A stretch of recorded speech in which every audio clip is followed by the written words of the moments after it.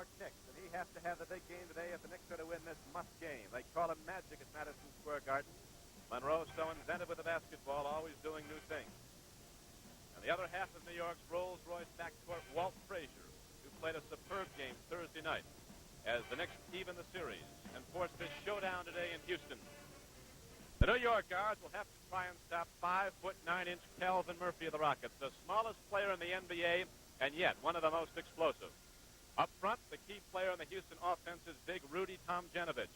The Rockets' top scorer, a man with shooting finesse and a lot of muscle to get there.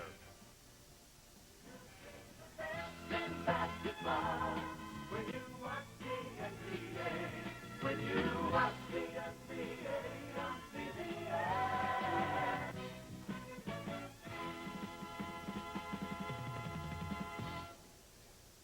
Good afternoon from Hofheinz Pavilion, the University of Houston. I'm Don Crickey, and one of the NBA's all-time greats, Jerry West, is with us today. This is the 85th game of the season for both the Rockets and the Knicks, and as you know, the curtain comes down for one of them on the season. One of them is out with the loss today. And Jerry West, no one knows better than you the feeling they're going through, having led your team to the NBA playoffs 14 times. Well, Don, this basketball game, I think that the Knickerbockers might be considered old hat. They've been here before, and they know what it's all about. But if you look at Houston, Houston has really not participated in the playoffs since the franchise moved here. And these players, I know, have been sitting around all day, yesterday, dwelling upon what's going to happen to them. If they could win this basketball game here today, it might make their season, it might make their franchise. So they're very hopeful of a win, and the Knickerbockers are hopeful they can play the kind of basketball that they have throughout the year. It's a very interesting series so far. The Rockets won handily in the first game here in Houston. Then the Knicks blew them out at Madison Square Garden. So we can't be sure what's going to happen today.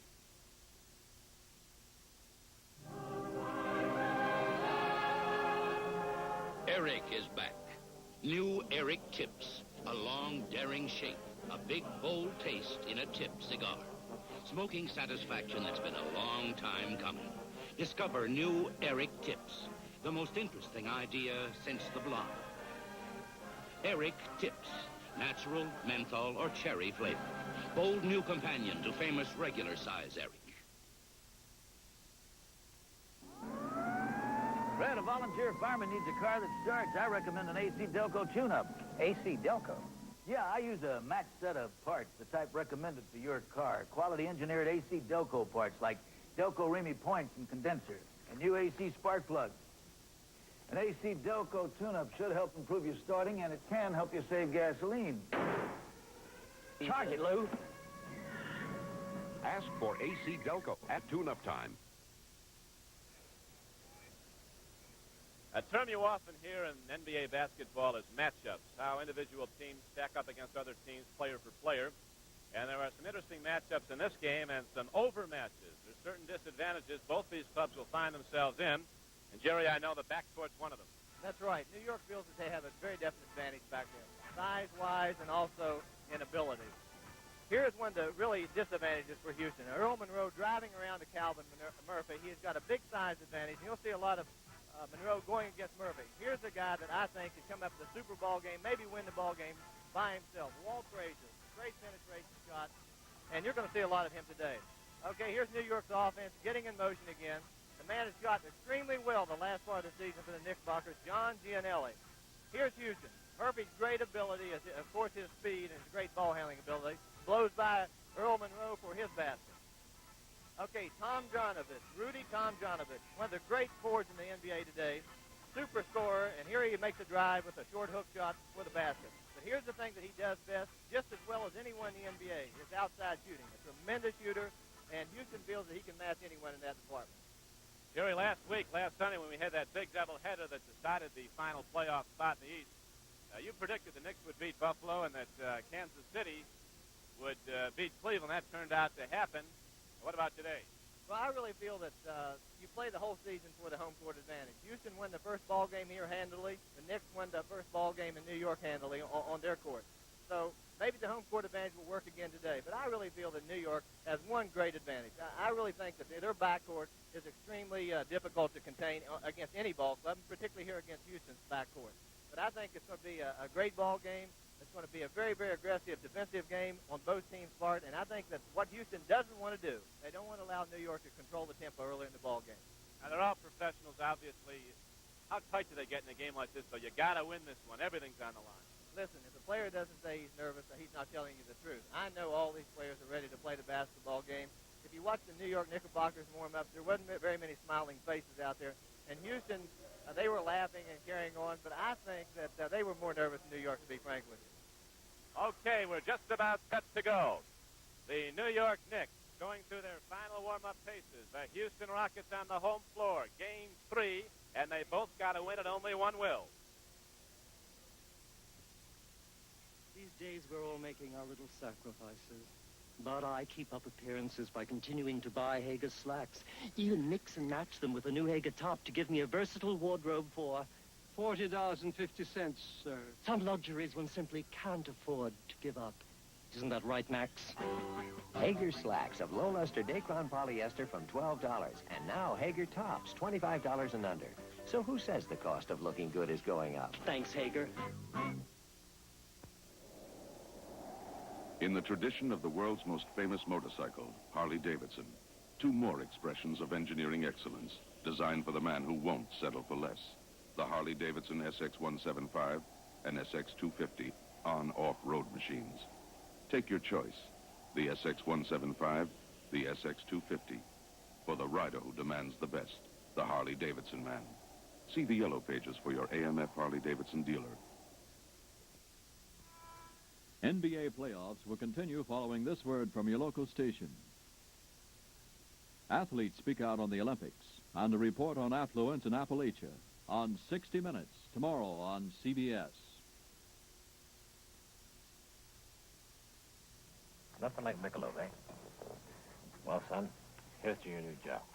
Give me another week, Dad, then maybe I'll drink to that. Ah, you'll do fine. Let me have another. Why don't you have a bottle of Michelob? I mean, it's just as good as the draft.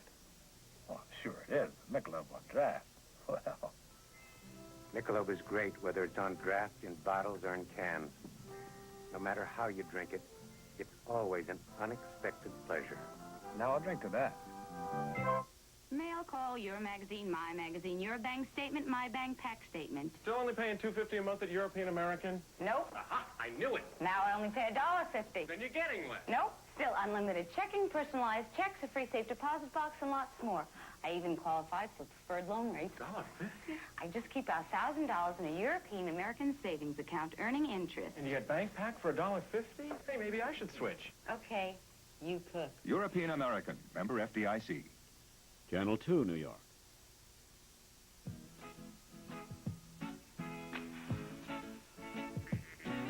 Give it all you got, take your very best shot, and may the best team win. The time is now, the name of the game is action. They're on the floor and they're ready to score, so let the game begin. And let's see how the ball's gonna bounce today. Welcome to NBA. Come on and join the rest of the crowd. There's a night classic around from young way. NBA playoffs, sponsored by Eric Cigars, famous regular-size Eric, plus new Eric tips. Hager slacks. Now you can mix and match Hager slacks with new Hager tops. Hertz, with 54 tough new standards to help make your rent-a-car one less thing to worry about. And by Ford and your local Ford dealer. The closer you look, the better we look.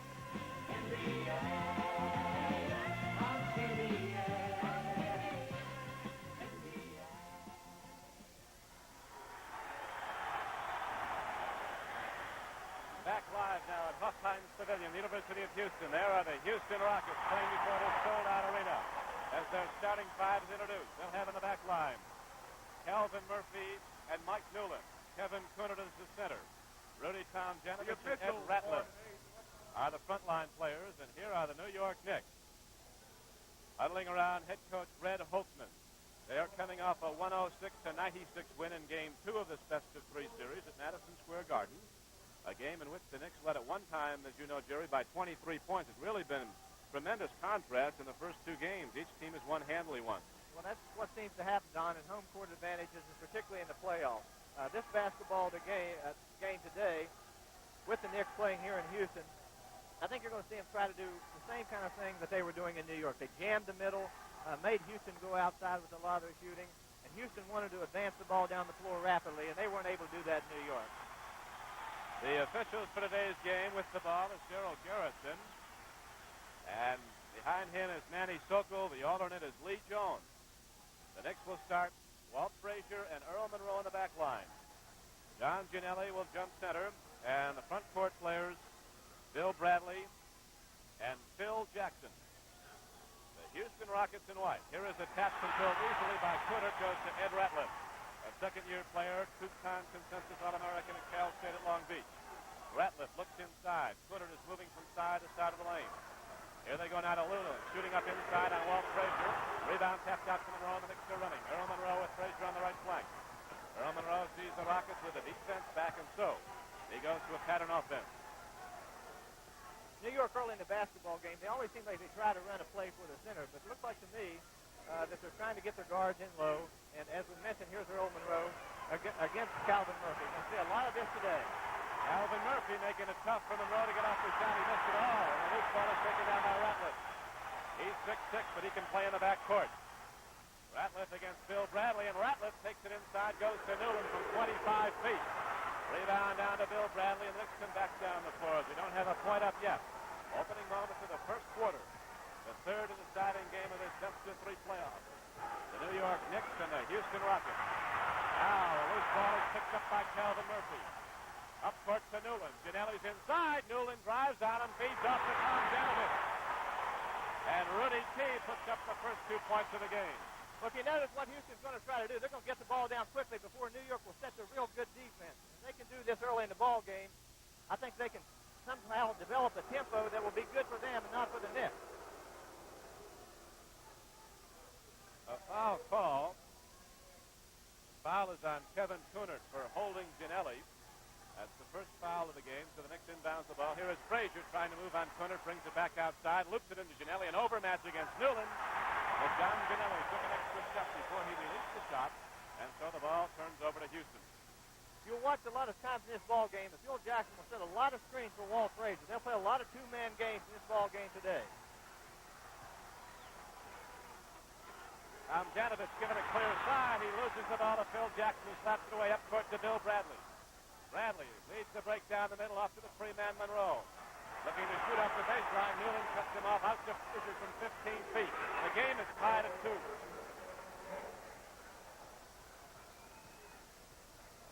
The New York Knicks moving the basketball well on offense. Their game is keyed around 5-man in motion. Team game. Now we have a foul call go against the New York Knicks. That one's on Gianelli, so both centers now have a personal foul. In New York City, the Houston players were very upset with New York's very aggressive defensive play, and particularly in the middle with Gianelli against Cooner and also Ratliff against Bradley. And Ratliff puts it up off the backboard. He gets the roll, the points count, and he'll go to the free throw line. No, it's going to come the other way. The foul was off the play. The basket. Okay, here's the play again. Ratliff goes up under good defensive pressure. Really doesn't take a very good shot. And then here's Cooner shoving Gianelli out of the way, and that's where the foul was called. So a good basket, and also a foul on Kevin Cooner, his second. So he has 2 early in the game. You saw him jockeying for position with John Gianelli. The officials, some early whistles. They want to have good control of this game. It could be a very rough one. You know, talking to John Egan before the basketball game, he felt the reason that the Houston Rockets were able to turn their season around was the insertion of Eddie Ratliff and also Kevin Cooner in the starting lineup. That last foul is on Ed Ratliff. Gianelli puts it up. Way up to get the rebound is Tom Janovich. Here come the Rockets on the run. Mike Newland, lead pass up court to Calvin Murphy. Gets it over to Tom Janovich, a 20-foot shot. And the Rockets move out to a 4-point lead, 6-2. Newland hawking Walt Frazier, loses Frazier as Frazier gets the pick from Jackson. Jackson rolling off but getting the lead pass in the score. It's a 6-4 game. That's what you're going to see a lot of. Walt Frazier and Bill Jackson working a lot of two-man plays. Frazier's very clever at laying the ball off, and of course Jackson makes the easy layup. And so we have 9 minutes and 3 seconds left in this quarter. Johnny Egan, the Rockets coach, is on the floor as Kevin Cooner was shaken up. up.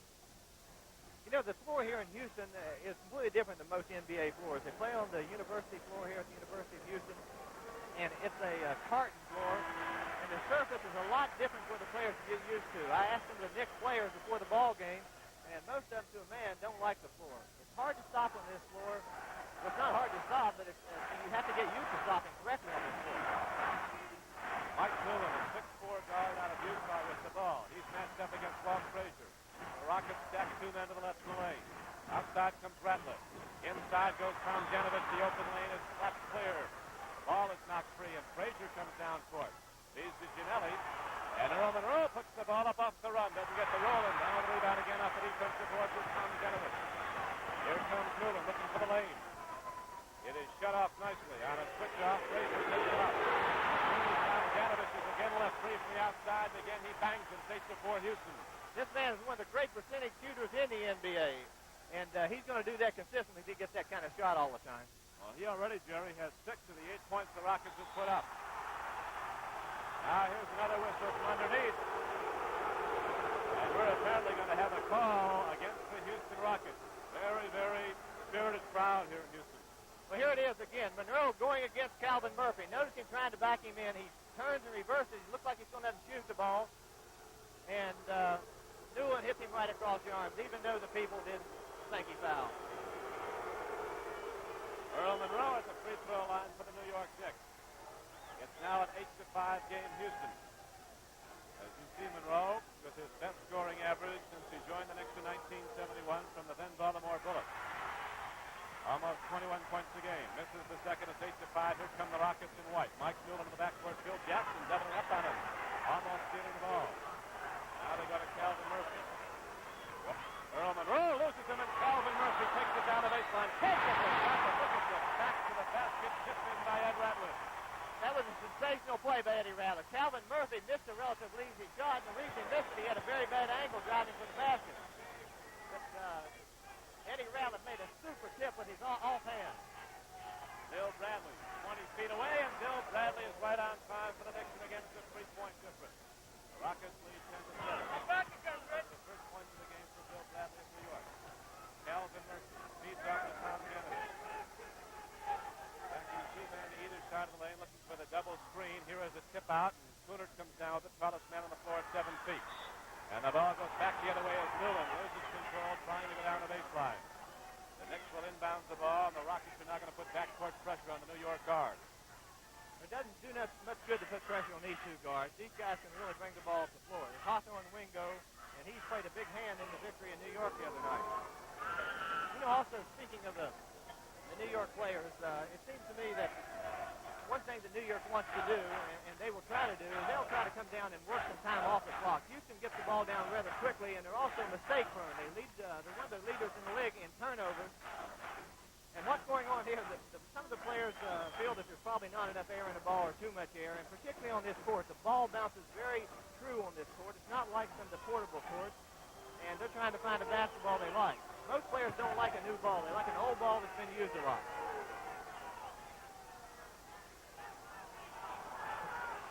Seven minutes and 20 seconds left to go in the first quarter here at Hofheim Pavilion, University of Houston. And the Knicks in blue will inbound the ball. The Rockets in a full court press.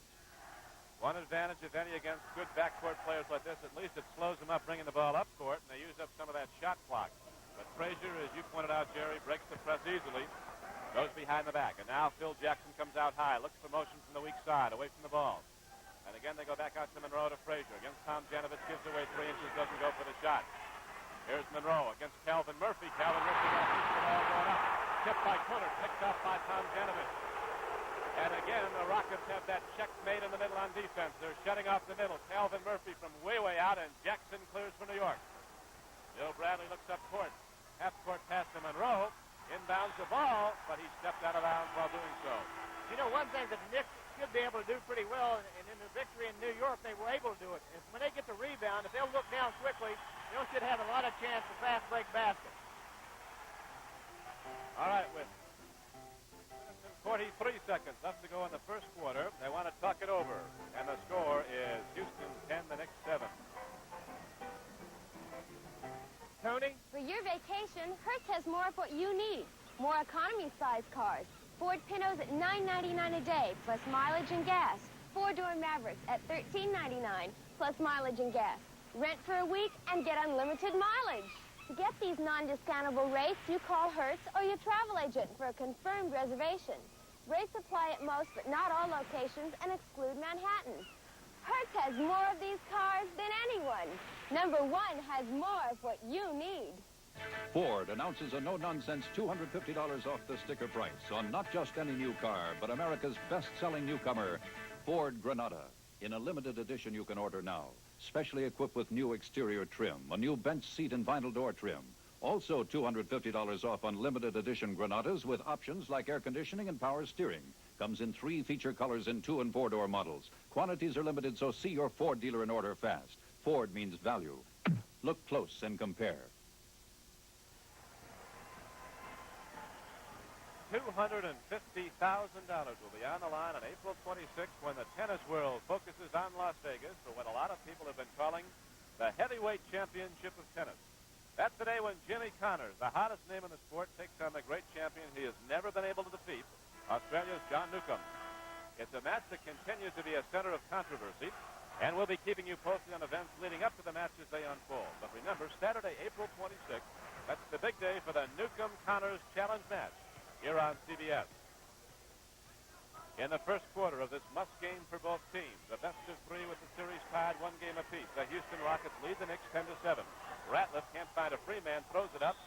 A lot of hard work and a lot of muscle being exercised under the backboard. And we have a whistle. It might be on Tom Janovich.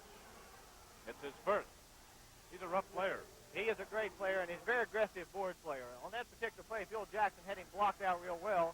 And New York now is in the bonus. It's a bad situation for Houston to be in. They've fouled a lot early, and New York could really do some very, very good scoring here, particularly if they keep working hard on their offense. Phil Jackson at the free throw line now. He's been averaging over 12 rebounds a game in the last 8 games for the Knicks. Has been a big factor in their drive to make that final playoff spot. Jackson, a very aggressive player also. In fact, he's committed more personal fouls this past season during the 82-game regular season than any player in the league, say Bob Dandridge, who has just as many, 330. Both of them are very aggressive players, and also they always seem to draw the other team's top offensive player. When you do that, you're going to be much more susceptible to fouls. Ed Ratliff looking to lose Bradley with a fake, cannot do so, throws the ball right to Jackson. 2-6-8 now in a one-on-one matchup. Jackson switching hands, takes it through, goes to Frazier to Monroe. And we have a travel on New York. And the ball goes back the other way to Houston. There's a good case where a man 6'8" or 6'9" should have held the basketball up, waited for Walt Frazier, and given him the basketball. And if they would have had a layup. But instead, they turned the basketball over. Very proficient ball handling for a big man, though, as Jackson brought it down court. It is 10-9. Houston by 1. Calvin Murphy takes it right through. Can't get the shot, but he does draw the whistle. And Calvin Murphy goes to the free throw line for the Houston Rockets. Here's a guy 5'9", can stuff that ball 2 hands. Okay, on this particular play, he actually dribbled the ball between his legs and changed direction, and Monroe hit him on the back. And he gets a chance to make 2 free throws. One of the really good free throw shooters in the NBA. He indeed is. He's second to Rick Barry's 90%. Calvin Murphy hitting over 88% during the regular season. Calvin Murphy had the biggest scoring night of any Houston player this season. Hit for 45 in one game against Buffalo. Because he can't think about being shorter than the other guys. He's just got to play with all his shots. Now we'll come back to the Houston Rockets, and Red Holtzman wants to offer some counsel to his team as he signals for them to call a timeout. And so, with 5:37 left to play in the first quarter, the sold-out Hoff Hines Pavilion, the 10,000 here are on their feet cheering the leading Rockets.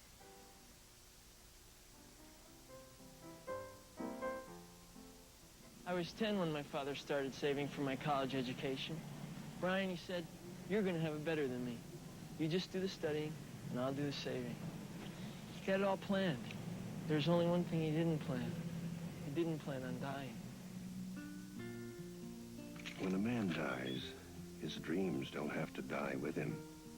Talk to us about your life insurance needs. Mutual of New York. Money for the future.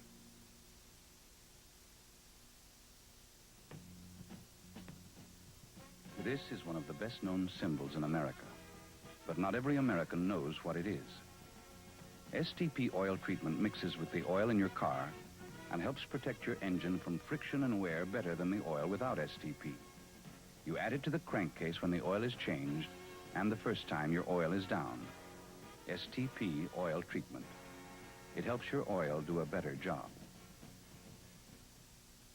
Burton's phone goes into Fenton's old office, Medding's into Burton's, Fenton's into Medding's, and Ames into Grossman. Now, if you think all this looks complicated, it is. Business communications is more than just telephones. It's also things you don't see, like an enormously complex wiring network.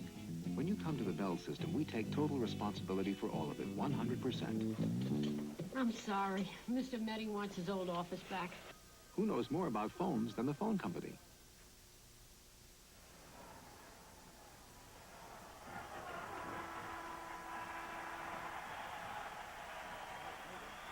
We are back and ready to go with 5:37 to play in the first quarter. The Houston Rockets leading the New York Knicks 12-9, and Houston has it all. That's Calvin Murphy with it. Earl Monroe picks him up just after he crosses the timeline. Ratliff against Bradley to give Ratliff the clear side. One-on-one now. Ginelli comes across. And here is Newland. Nobody open underneath, so he fires it up from way, way out. Rebound down to the Knicks, and they come down on a controlled fast break, and Frazier will now slow it up. Let the big men set up under the basket. Jackson comes out high, gets the loop pass at the top of the key. Tomjanovich playing often will give him the outside shot. Frazier is rejected cleanly by Kevin Coonard. But he slapped the ball out of bounds, so it'll be inbounds to New York. But the Knicks will now have 10 seconds to get a shot off. We have to be very impressed with Houston's defense so far. Whether or not they keep it up for a whole ball game remains to be seen, but they're playing very good defense. They are. Very aggressive defense. Tight switching defense. They had that barricade in the middle in the first game here, and the Knicks had to shoot from the outside, and Frazier got it up just before the shot clock buzzed. The basket counts again. It's a one-point game. The Rockets 12, the Knicks 11. Now as Houston comes down court, we have a referee blowing the whistle, and Calvin Murphy went down hard. The foul call is on Phil Jackson. Here's Calvin Murphy going off the screen, and Phil Jackson stepped out. And I don't think he got there soon enough. He fouled Calvin Murphy on the play. Again, Tomjanovich is free, and again, Rudy Tomjanovich, an All-American from the University of Michigan. Fires it in as they're laughing and scratching on the Houston bench. Steve Hawes will be in shortly. Right back the other way come the New York Knicks, and again, we have a one-point game. Earl Monroe now with 3 points for New York. His first field goal. 14-13 Houston. Ratliff puts it up. And again, the roll goes against Houston, but there is a whistle and a foul call on New York. It's a very good matchup inside. Bradley and Ratliff are going at it pretty good. Talked to Johnny Egan before the ball game, talking about Ed Ratliff. He feels that this is going to be one of the really fine players in the NBA for a number of years to come. He's unselfish, he's got good intelligence, and he feels that he can shut out most of the real good small forwards in the NBA. Yeah, it was interesting the way Egan said his defense has improved about 85% over his rookie year. He's never seen a turnabout like that in any player, he said, in a single season. Well, I think the reason why is they played him in the backcourt in his first season in the NBA, and he had a lot of difficulty covering quicker players. And his natural position, I feel, is forward in this league, particularly with so many small forwards in the NBA today. 6-6. Red Holtzman looking on pensively as the Knicks now are down by 3. They have the ball. Jackson bringing it up.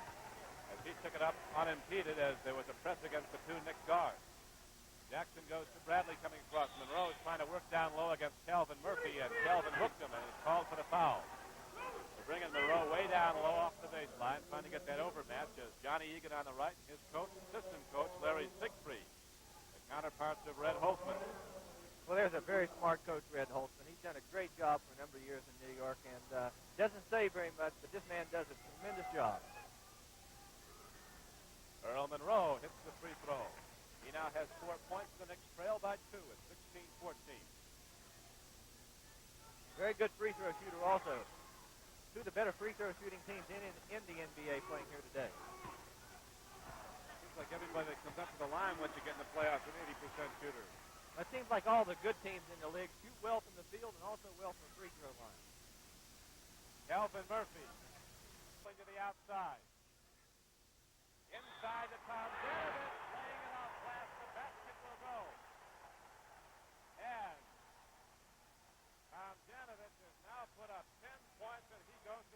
throw line. Okay, here we have the play again. Tom Janovich away from the basketball. Cuts inside. He gets good position on Phil Jackson. Jackson shoves him in the back, and Tom Janovich converts a three-point play.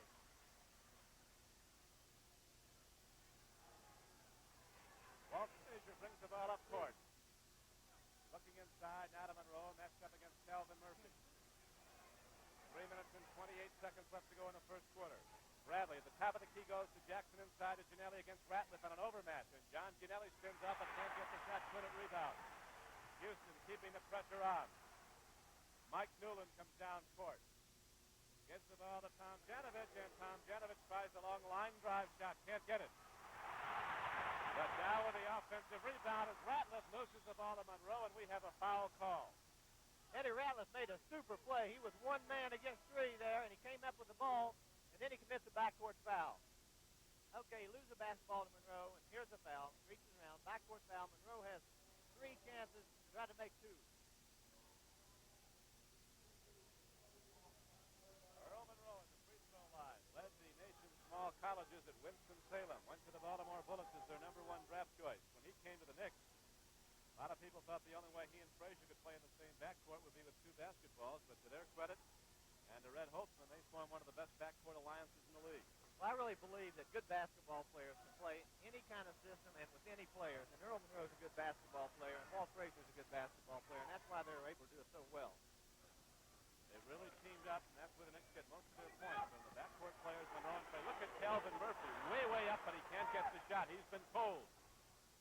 Murphy putting up a lot of shots, but having a lot of difficulty hitting it. Walt Frazier brings the ball up court against him.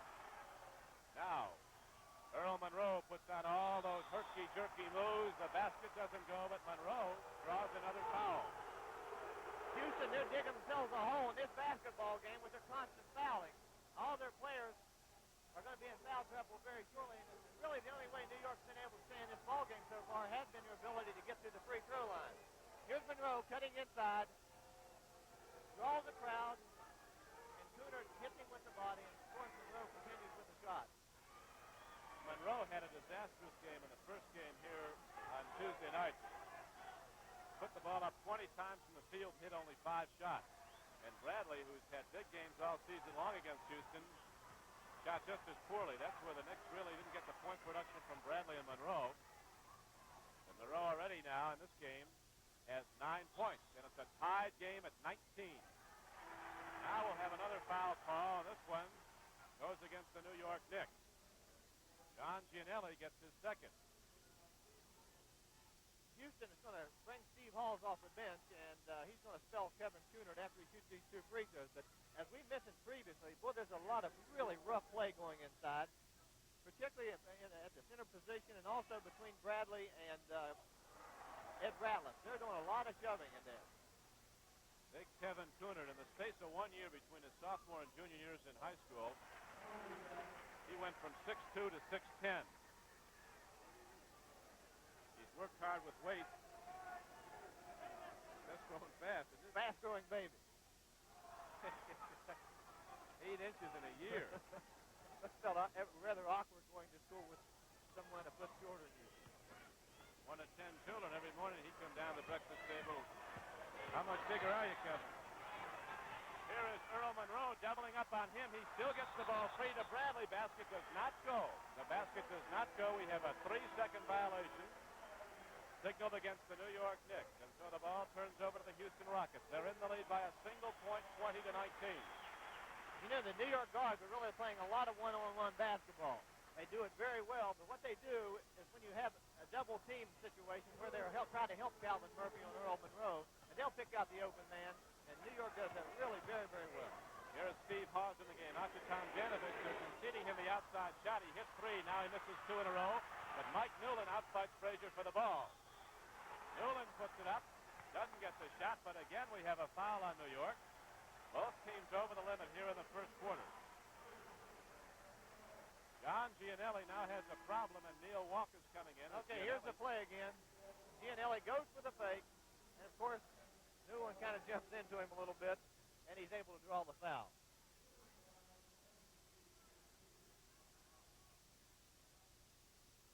Newland looks like he tripped on the foul line. I tell you, this guy's a great free throw shooter also. He shoots 86% on the year. Houston has two of the best ones in the league, in Murphy and Newland. Yeah, he comes to play hard. One of the more aggressive guards in the NBA.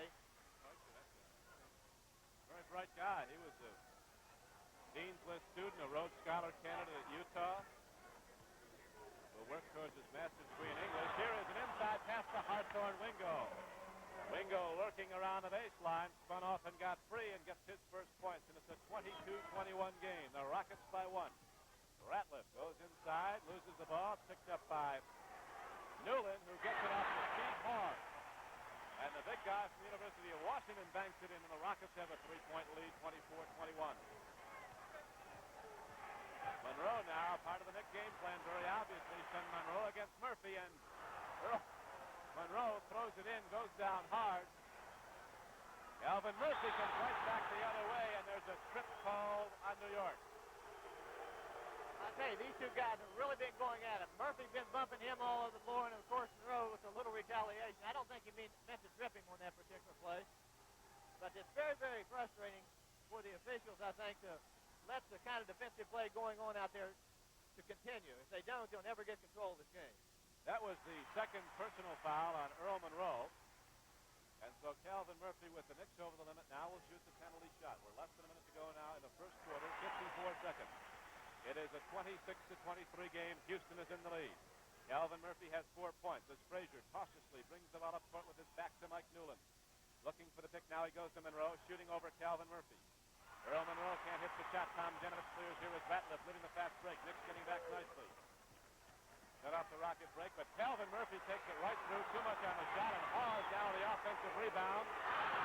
Doesn't get it, and Neal Walk clears from the arc. Here's a 3-on-2 break. Frazier, the whip cracker down the middle. Penetrates the lane, and a whistle and a foul call, no basket. Well, in that particular play, New York just simply outnumbered Houston down the floor. Houston tries to go to the backboard real hard, and of course, Frazier gets fouled on the drive, and he's going to have a chance to make a couple of free throws. Mike Newland was charged with a personal foul. That's the second personal foul. And Walt Frazier, the next leading scorer, goes to the free throw line. Frazier has the best shooting percentage of any guard in the NBA playoff history. He ranks 7th on the all-time playoff assist record. He is averaging under 17 points a game against the Rockets this year. About 4 points under his season average. Now Jim Barnett, who is a big factor in the next second game victory at Madison Square Garden, is in the Knick backcourt replacing Earl Monroe. Neal Walk in the game along with Bill Bradley and Hawthorne Wingo up front.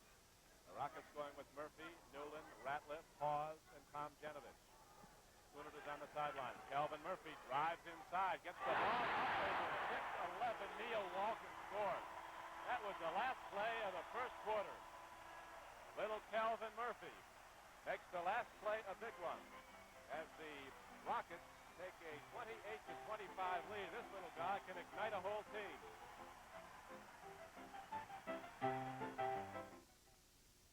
You see the best in basketball when you watch the NBA. When you watch the NBA on CBS.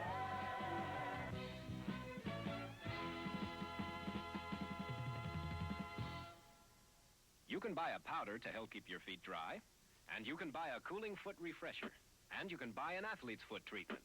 Or you can buy Desenex. Desenex does it all. Sprayed into shoes and boots, it helps keep feet dry and comfortable. Sprayed through stockings, it soothes and cools hot, tired, aching feet. And medicated Desenex powder helps relieve itchy, burning, peeling feet. Athlete's foot. Desenex. It does a lot more than just fight athlete's foot.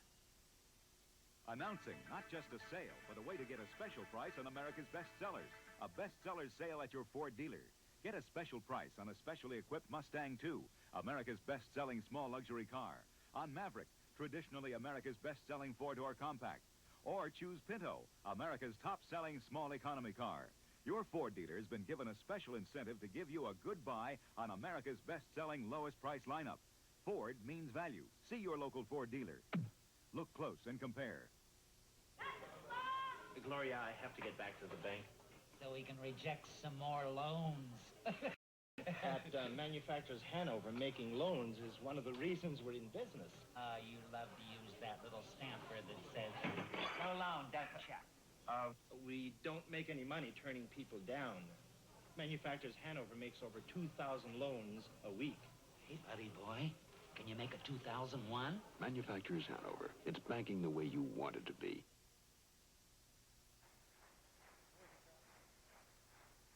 With Jerry West, this is Don Crickey back at the University of Houston's Hofheinz Pavilion. We're ready now for the start of the second quarter. The Rockets are in the lead, 28-25. And here is Gus Bailey, a rookie out of Texas at El Paso, a great defensive player. He'll be coming in before long. John Egan goes to his bench a lot. He has high hopes for Gus Bailey. He feels he's going to be a great player for a number of years to come. He's got great size, and Egan thinks he plays very, very good team defense. Ron Riley is now in the game for the Houston Rockets. Tap control by the Knicks. Working in the backcourt, Jim Barnett and Walt Frazier. Earl Monroe has gone to the Knicks locker room. He walked off without a limp, but he went to the Knicks locker room. Inside they go to Hawthorne. Wingo puts the ball up against Tom Janovich. It rolls in and out. Here come the Rockets. Calvin Murphy so very, very quick with the basketball. Tries to bounce lead to Mike Newland. It is kicked away by New York. The Rockets will inbounds the ball. You know, I'm sure a lot of people wonder, how can a player miss a shot that close to the basket? Most of the time, the reason you miss a shot like that is you don't get a chance to see much of the backboard. And, of course, they try to shoot at the same speed on it, and it just doesn't work out that they can make it. Bill Bradley on the New York bench. Ron Riley looks inside, goes cross-court to Steve Hawes. Missed it all, and down with the ball is Wingo. Up court to Barnett. Walk is down on the left flank, but he's not open. And they go outside to Walt Frazier, puts Hawes in the air with a fake, throws it up and draws a two-shot foul. He'll get 11:16 to play in the first half. Okay, here's Walt Frazier coming down the floor again on this play. Notice how he makes the shot. And I think Walt can probably draw fouls in this particular play as well as anyone in the NBA today. This guy's a great basketball player, and as this ball game gets later and later, you're going to see him exert himself a lot more. Clyde Frazier now has 5 points. The captain of the Knicks. And it's a 28-27 game as New York comes back to within 1. Mike Newland over the midcourt line, hands the ball off to Calvin Murphy. You have to back off him. You notice Barnett get away. Give him 10 feet. He'll zip right by if you play him nose to nose. Inside to Hawes, and here is Manny Sokol with a very demonstrative whistle as he leaps in the air. Now Earl Monroe is back on the bench. There he is. And it'll come back the other way as we had a foul call against Ron Riley underneath for pushing. 28-27, the Knicks can take the lead with a basket here. Walk goes outside to Mel Davis, the young second-year player from St. John's. Inside they go to Walk, and we have a foul call against Steve Hawes. This is one of the most aggressive basketball games that I've seen inside the NBA in some time. Boy, those guys are really banging each other around, particularly the center. They don't want to concede that lane. They're coming down on defense, both teams, and just entrenching themselves, throwing up a barricade. They want to keep that ball outside. Barnett unable to penetrate, throws up a forced jump shot, rebound down to Hawes. Up court to Tom Janovich, 2-on-1. Frazier back to defend, lead to Newland, lays the ball in. Beautifully executed as Rudy. Tom Janovich brought it down on the dribble at 6'8". Tom Janovich did a very fine job on that particular play. He waited until Frazier committed himself, and of course, threw the pass to Newland for the layup. Walt Frazier backing in on Newland, arcs it up over him. What a pretty shot. He's impossible to stop once he gets down there. He's got great size, and he has the ability to fade away, and of course, he's a super shooter. Frazier now has 8 points. It's a 30-29 game. The Knicks down by 1. And again, they come down court with a chance to take the lead. Jim Barnett, whose game is a buzzsaw, all-out attack all the time. He looks to put his head down and go to the hoop. As he said after the last game, if I could do all the other things, they'd call me Jerry West, not Jim Barnett. You know, the Knicks are not getting very many opportunities to shoot the ball. They get one chance, and Houston's done a very good job on their defensive board. Mike Newland puts it up with 9:30 to play in the first half. Great rotation on the ball. A picture just 32-29 game. Houston with a 3-point lead again. Frazier comes right back the other way. His had too much on it. But look at Frazier out-hustle Newland for the offensive rebound. Rockets doing a great job. Boy, somebody goes to that baseline. They get three guys over there to shut it off. Tomjanovich way down court to Calvin Murphy. Ping-pongs the ball right in, but to Walt Frazier. On that particular play, Rudy Tomjanovich just did not look up the floor quickly Look at enough. all that. Jim Barnett puts on the head fake and just weaves his way right down the lane and lays it in. His first basket, a spectacular play, and the Knicks are back to within one. And Johnny Egan, the head coach of the Houston Rockets, wants his team to call a timeout. So John Egan brings his men over, an 11-year NBA veteran. It is 32-31 Houston.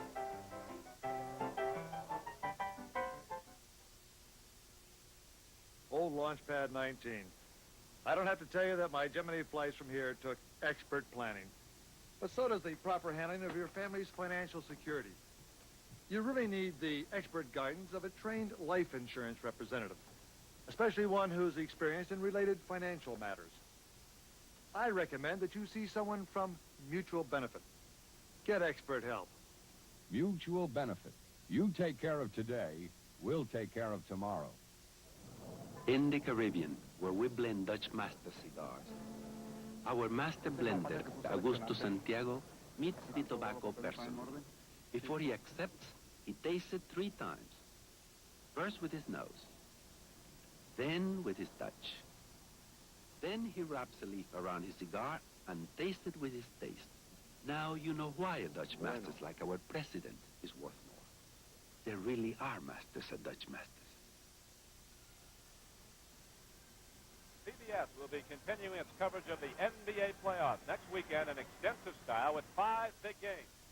We'll be covering the conclusion of some first-round series, watching them closely with an eye to bringing you the best possible games. The first of the big weekend will be on Friday night. That's at 9 o'clock Eastern Time, and that time the game will be either the 4th game of the Washington-Buffalo series or the Chicago-Kansas City-Omaha series. Then on Saturday and Sunday afternoons, we'll be covering 2 playoff doubleheaders with 1 Eastern and 1 Western Conference game on each day. So there's a lot of great basketball action on one weekend, and you'll see it all here on CBS. 9:35 to play in the first half. That's Houston. The Rockets are in the lead by 1 point, 32-31. Shot clock was almost out. That's why Steve Hawes had to fire up the long jumper. And again, the Knicks come down court looking to take the lead, something they've not had since the very early moments of the game. Barnett drives to the basket and lays it in. He can go. I tell you, this guy has great quickness, and if you're not careful, he's able to turn the corner real well, maybe better than any guard in the NBA. He's one of the guys that loves to take the ball all the way to the basket. He's the guy that can run with Calvin Murphy, and the Knicks have the lead, 33-32, with 9 minutes to go in the first half. Newland loses the ball to Frazier, and the Knicks come down court. Walt Frazier surveys the field, puts on the pump fake dribble. Switch off on him, and now Frazier is against Newland. Over to Barnett. 25-foot shot is there, and it's 6 points for Barnett. And again, he has ignited the Knicks as he did on Thursday night. And it's 35-32, New York with a 3-point lead. Rudy Tomjanovich has been very quiet since they brought Hawthorne Wingo in the game to cover him, and I think Houston's going to have to look for him a little bit more. Look at Murphy. Weave is down, but he is rejected by Walk, and the loose ball is picked up by Frazier. Walt Frazier bringing the ball down court. Calvin Murphy against him. Frazier weaving his way. Fake. Puts it inside. There's a foul call. And the foul, let's see, go against Calvin Murphy. He leaves the game. And Ratliff comes in. So Johnny Egan gets 9 more inches in height back in the game as 5'9" Calvin Murphy goes out and 6'6" Ed Ratliff comes in. Here's the scoring so far for Houston. Tomjanovich has 11 points. Every one of those was in the first period. He hasn't scored in the second period. Monroe has 11. Of course, Frazier's 10, but he has an opportunity to add to his total here. The Rockets led at the end of the first quarter, 28-25. Now the Knicks are up 35-32. 7:13 to play in the first half. Following this game, we'll be going to Augusta, Georgia, where the famed Masters tournament is now in the 3rd round. 7:09 left to play in the first half. The Knicks have a 4-point lead, their biggest advantage. Ron Riley of Houston looks inside. Gus Bailey is in the game. He has matched a 3 in tight advantage. He's a 6'6 guard. Out to Newland, and Newland with a high arcing pump shot. Makes it a 2-point difference. You know, Don, I really think that maybe the reason Houston's lost the game, New York is really overplaying real well at all positions. And Houston's having trouble getting to their offensive motion. Knicks turn it over, lose the ball beneath their own basket. There is Jim Barnett, who's come in here in the second quarter, thrown in 6 quick points to put the Knicks in the lead.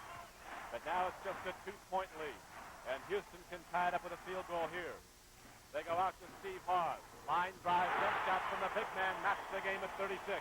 Steve Hawes is a very good shooter, particularly from around the free throw line area. And also, he's one of the better passers in the NBA. A lot of people don't know about him. He played ball in Europe, and this is his first year in the NBA.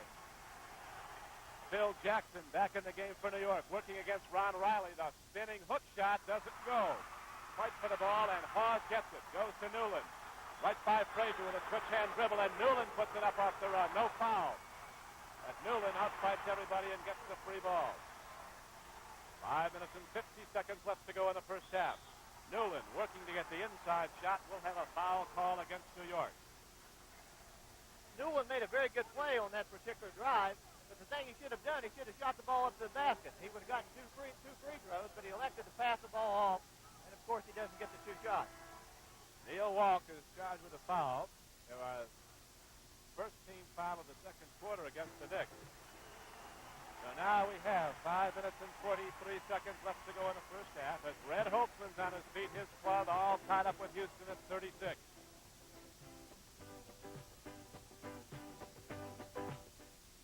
Hey, Detroit, how about a special offer for guys who need big cars?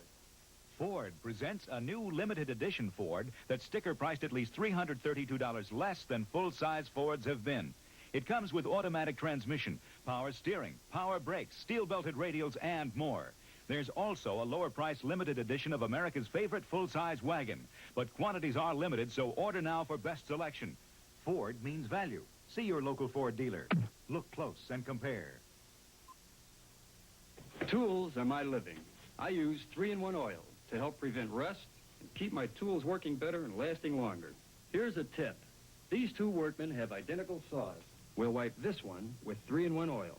3-in-1 oil with LubriShield makes the oiled saw slippery, so it cuts easier and faster. 3-in-1 oil also makes screws and nails go into wood easier and faster. Use 3-in-1 oil to help prevent rust, make things work better, last longer.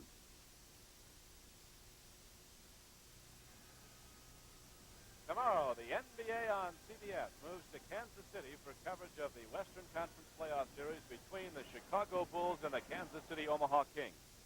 The Bulls, as no doubt you know, won the first game of that series, but the Kings have to feel their chances of evening the score are better in their beautiful new arena. That's the Kings and the Bulls tomorrow at 1:30 Eastern Time, following our special NBA scouting report. Mike Newland comes out. Clenches a fist. In the game for the Houston Rockets with him, Gus Bailey, Steve Hawes, Ron Riley, and Ed Ratliff. In the ball game for the New York Knicks, Earl Monroe and Jim Barnett in the back line. Dennis Bell is up front now, along with Hawthorne Wingo and Phil Jackson. Inside to Ratliff. Draws the foul. They go right up against Dennis Bell. He just came in the game. They went right to him. He drew the foul. You know, probably the reason they ran that play, Dennis Bell's a rookie. And when you run plays like that, when you see a rookie come into the ballgame, you always seem like you want to run a play at him right away. And probably the first time that it happens, you're going to foul. I think every rookie goes through that. Ed Ratliff from Columbus, Ohio, where he led East High School to 2 consecutive Ohio State championships, went to Cal State at Long Beach. He had a real decision to make whether to play basketball or to play Major League Baseball. He's a great pitcher. Well, I think he made the right decision. It seems they pay basketball players when they do baseball players these days. They are throwing around that gold dust, aren't they? They certainly are. And you got some of it. No, not very much. Hold on. 5:46 to go. That free throw gave the Rockets the lead. Now Ratliff can give them a 2-point advantage, which he does. It's a 38-36 game. There is Walt Frazier on the bench, playing a big floor game so far. Directing the Knick offense now, Earl Monroe will be called on to do that. Here is Jackson coming out high. Dennis Bell is working either side of the lane underneath, trying to get free. Knicks bringing their offense away from the basket, trying to get that lane open underneath. Here is Monroe, pump faking. Not enough there, and Calvin Murphy Spread eagles and look at him go down the court with the ball at 5'9". Ron Riley loses his man with a fake and puts in the jump shot. And all of a sudden, the Rockets, who were down by 4 a couple of minutes ago, are up by 4. Barnett loses the ball going to the basket. Maybe the one fault that Jim Barnett has in a basketball game, he sometimes loses control. And he went a little bit too fast. Here he is, goes a little bit too fast, and he mishandles the ball, and away it goes. Here's Ron Riley looking inside. They're looking to the weak side, the side away from the ball, where there's a lot of motion in the Houston offense. Very, very aggressive, moving hard. And here is a foul call. Gus Daly was pushing somebody underneath him. Turned the ball over to the New York Knicks. Bradley comes back in, and Walt Frazier comes back in. So 4 of the 5 starters are in the game for the Knicks. Jackson, Bradley, Monroe, and Frazier, along with Hartshorn, Wingo.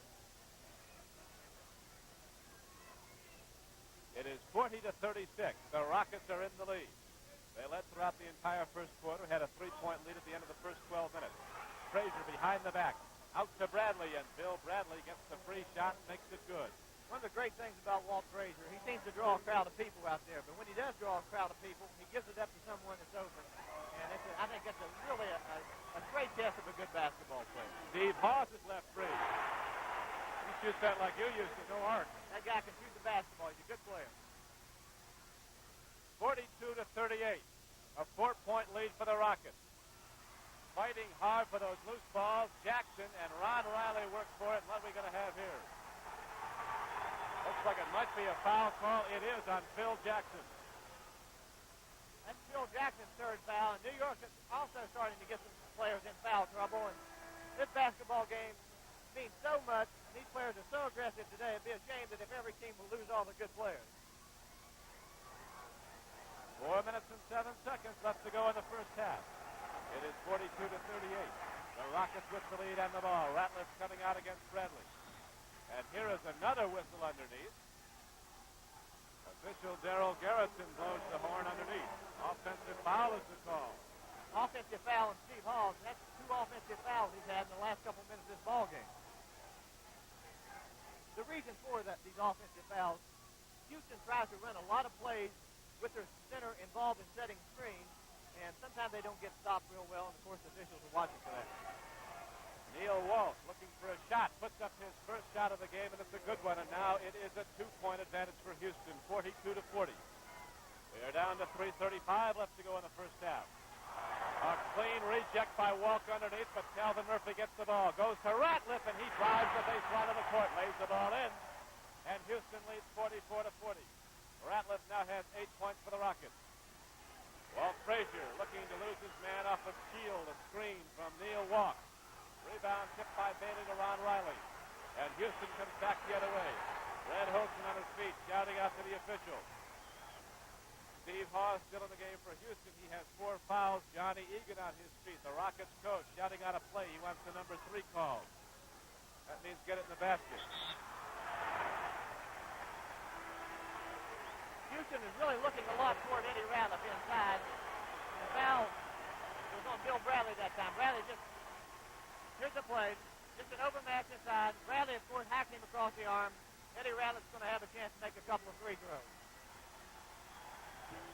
So again, the Houston Rockets, who were down by 4 and have come back to take a 4-point lead, are accorded a standing ovation here at their home arena.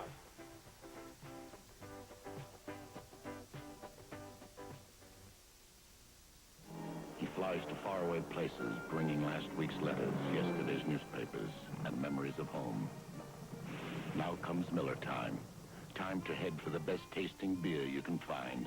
America's quality beer, Miller High Life. If you've got the time, we've got the beer, Miller Beer. If you've got the time, we've got the beer, Miller Beer. America's up with Skin Bracer.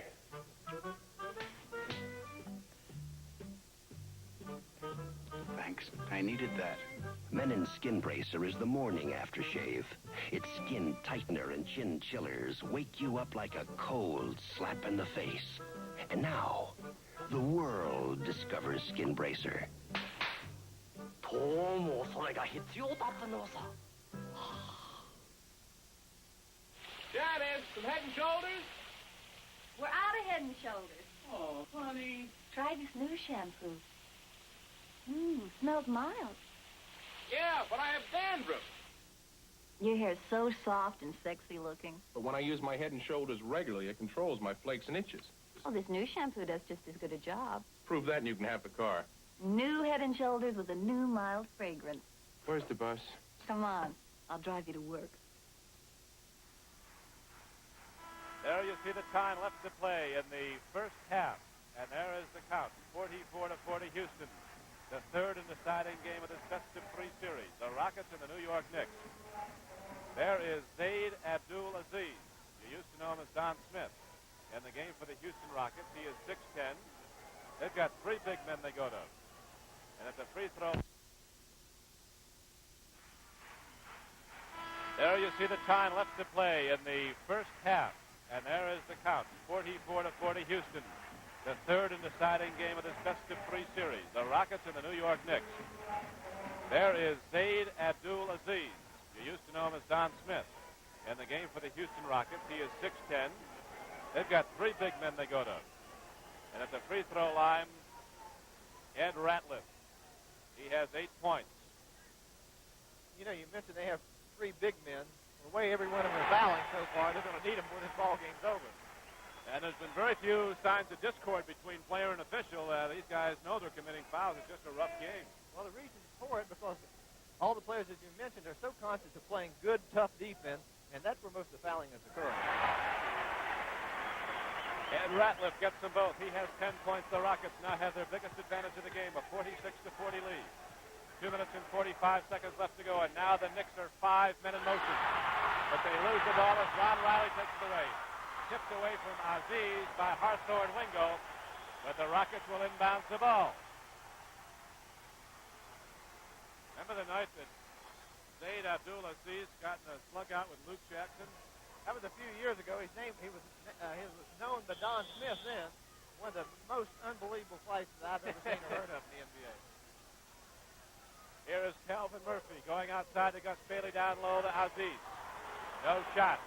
Walk tips the ball away. Here comes the Knicks on the run. Lead pass intended to Hawthorne Wingo. The Knicks again throw it away. Here is Calvin Murphy trying to drive on Frazier. He shuts him off. Bailey at 6'6", fires it lays it off flat. And it's a 48-40 game. And the Rockets are threatening to open up the big lead now as the first half wears down. Gus Bailey, an outstanding defensive player. Hawking, Walt Frazier. Monroe can't hit. Ratliff comes down with the ball. And the Rockets are running, putting the pressure on.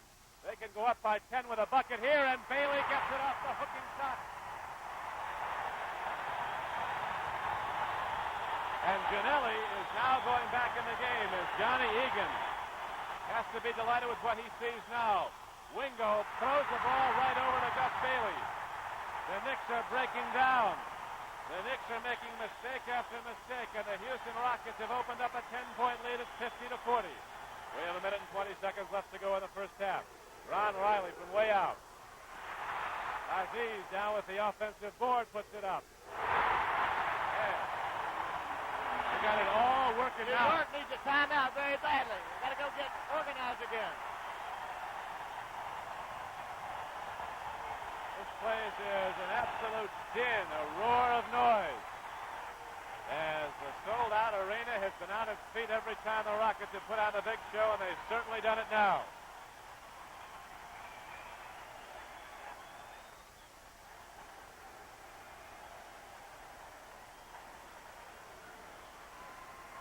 (52-40) is the score with 1 minute and 12 seconds left to play in the first half. Oh, baby is right. You know, the reason Houston's got back in this ball game, got a 12-point lead, the Knicks are noted for their good defensive play. But believe me, Houston right now is just doing the thing that New York normally does so well. They're beating New York their own game with a good, sound, tough defense. They're overplaying at every position. The Knicks are turning the ball over. And, of course, when a team turns the ball over, they're able to score easy baskets from the other end. And that's what they've been doing. You know, for hundreds of American athletes, 1976 doesn't seem as far away as any of the rest of it. That's because they are already preparing for the Olympic Games in Innsbruck and Montreal. And our Olympians can use your help and financial support. One way you can help is by sending for this distinctive key ring embossed with the Olympic seal. Just send a $5 contribution to the U.S. Olympic Committee, Box 1000C, Cathedral Station, Boston, Massachusetts, 02118. And speaking of Boston, Massachusetts, there are a lot of Celtics watching this game right now because Monday night they'll open a best-of-7 series with the winner of this game at Boston Garden. The Celtics will have been off for over a week since their regular season ended. Their coach, Heinsohn, has had them playing inter-squad games for money to keep them sharp. Bradley can't get the shot. And again, the Knicks are held to one shot as the Rockets sweep clean the defensive board. Bailey brings the ball down court. Here is Calvin Murphy. So fast. Look at him go between the legs, get into the lane, put the ball up. Not enough there, and Hawthorne Wingo takes it down for New York. We are now with 38 seconds left to go in the first half. Walt Frazier starts to drive the baseline, and he draws the foul from Gus Bailey. Gary? Madonna, I would look for Walt Frazier really to get interested in this ball game, particularly on the offensive end. They haven't looked at for him very much, and for them to win this basketball game, I think he's going to have to come up with a 30-point ball game, and he's very, very capable of doing it.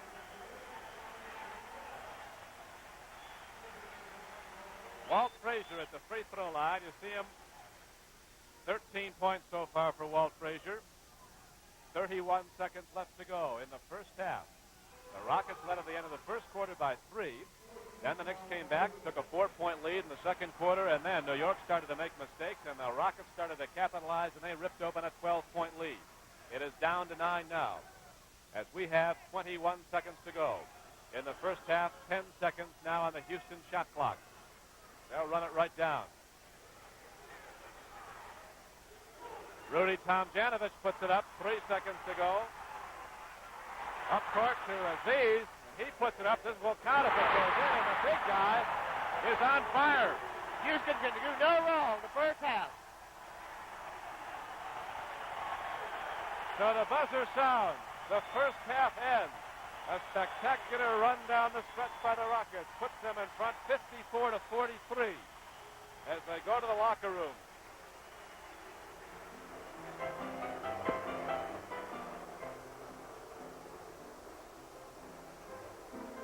So Red Holtzman now will have to counsel his team on how they can get back in this thing. They're down by 11. You see the best in basketball when you watch the NBA. When you watch the NBA on CBS.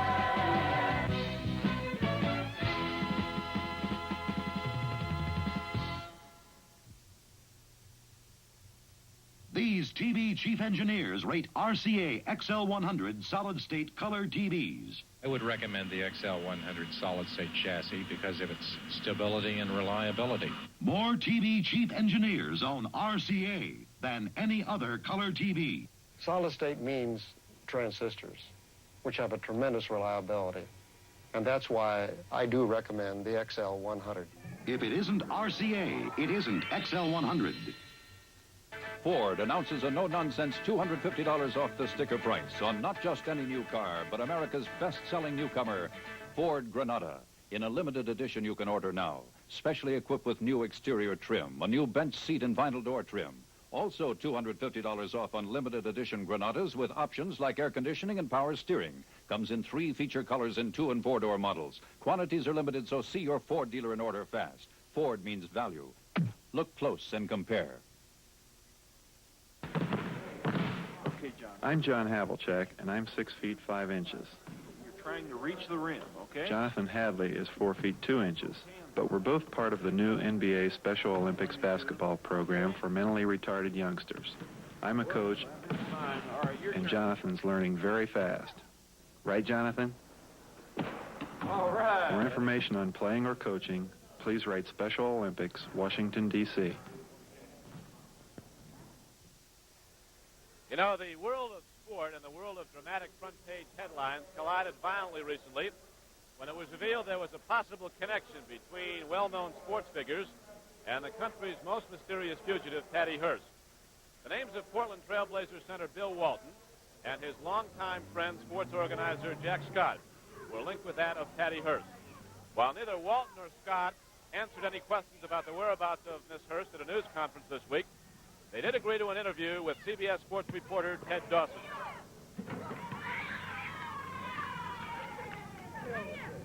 Jack, you've said that there are things wrong with the sports establishment, with sports in the United States. What do you think is wrong? Main thing is wrong with the people who control sports in this country. I think sports is a wonderful thing. Now, I think those people who own sports in this country try to use sports for their own advantages. And now I don't think that's right. And that's the kind of thing I've always spoken about. I've never spoken out about people who participate in sports. I've spoken out about what's wrong by those people who own the sporting system of this country and try to use them for their own advantages. My last 10 years of my life have been devoted to fighting for the right of people to be able to participate. I've never barred anyone in my life from participating in sports. Yet we have Walter Kennedy supposedly questioning whether Bill can play in sports. We have Pete Rozelle banning people from participating in sports. We have Walter Byers. Well, how many people has he banned for participating in sports? Whether they, someone has hair that's an inch too long and they say they can't play. My life has been devoted, my adult life, to fighting for the rights for people to be able to play. And it's a tremendous joy for me to be able to see athletes of the social awareness of a Bill Walton, of a Muhammad Ali, having the right to be able to participate in sports. Your job is sports. That is your career. Do you believe, as Jack does it, there are major problems in sports? Well, okay, let's get back to what you said, what you opened the thing with. These people came to me and offered me a lot of money to play basketball. Now, I like playing basketball, and I'm going to continue to play basketball because I like the game, regardless of the fact they pay me money or not. And just because they pay me money doesn't mean I'm required to change my position about anything or the way or how much I like to play or not. Are you willing to risk your basketball career for the principles that you believe in? You've been quoted as saying you want people to band together against the government of the United States. Are you willing to risk your career for those ideals? I believe in government by, of, and for the people. And that's not what's happening now. But what if the NBA says to you, you can't say this, the FBI is looking for you, it's against the law, as they did with Muhammad Ali, you can no longer participate in the National Basketball Association. Are you willing to pay that price? The NBA is smarter than that. Bill, we've just seen you playing basketball with a group of small children. Is this the same guy who maybe could be wanted by the FBI?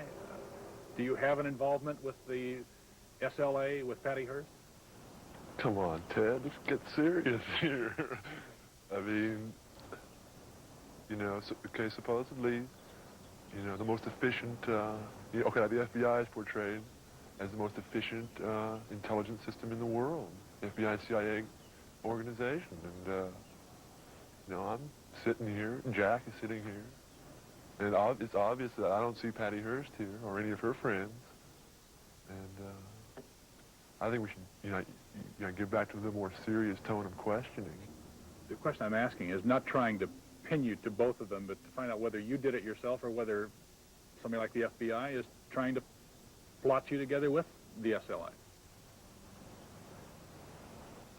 Well, at yesterday's news conference, there was a challenge to the FBI to, either do something or leave these people alone. And nothing has been done. What direction will your efforts take in the years to come? I'm going to keep struggling for freedom and a more,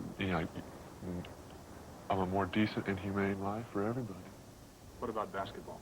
I'm going to continue to play basketball, too. Men like Jack Scott and Bill Walton are a new breed in sports, but obviously they're a breed that the sports establishment is going to have to reckon with. For CBS Sports, this is Ted Dawson in San Francisco. NBA playoffs continue following this word from your local station. Kojak investigates when men attending a convention fall victims to a very unconventional killer. Tomorrow night on CBS.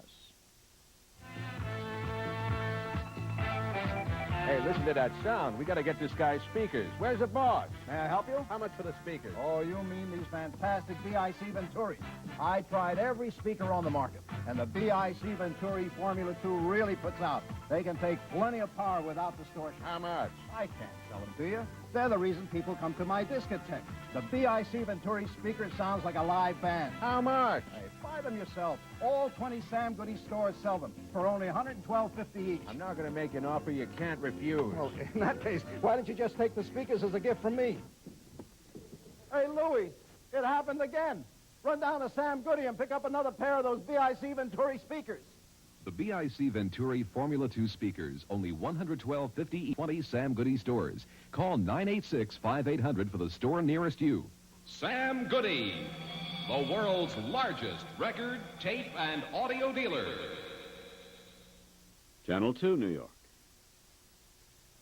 This is Don Cricky with Jerry West back at Hofheinz Pavilion at the University of Houston.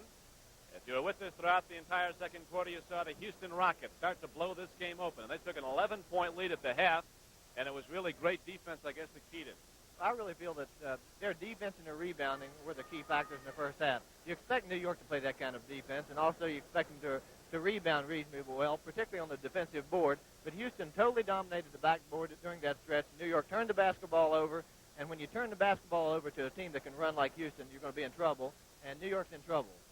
Well, the Knicks have to get scoring from their backcourt, and they did get good production there. Frazier had 14, Monroe had 11. So they got 25 points there, but they haven't been getting it up front.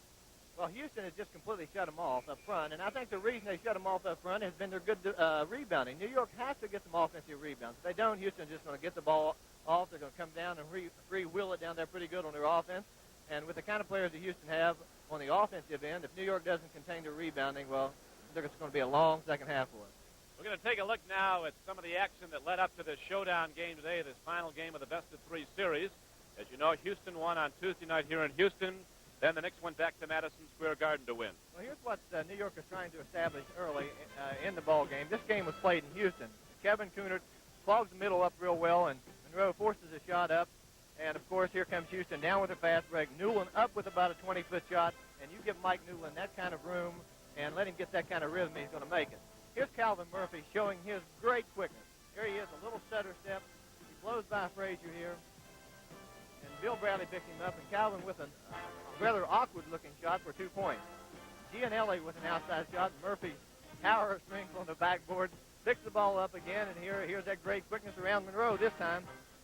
And also Frazier, and for a 15-foot shot from the corner that he can shoot so well. Walt Frazier, great anticipation, deflects the basketball. Phil Jackson picks it up, and here's Frazier, spots Barnett down the court. Barnett for a layup. Knicks didn't have a whole lot to cheer about in this game. They were beaten by 15. Well, here's Frazier again. Now, here's a guy that I think could really turn it around for the Knicks in the second half. Great defensive play, picks it up and makes the basket. Frazier seems to do that in critical situations, and they're in a critical situation in this ball game. Houston moving the basketball. Frazier turns his head, and Newland goes away from the basketball. They call it backdoor for a lot of people to play basketball, and he lays the ball up for 2 points.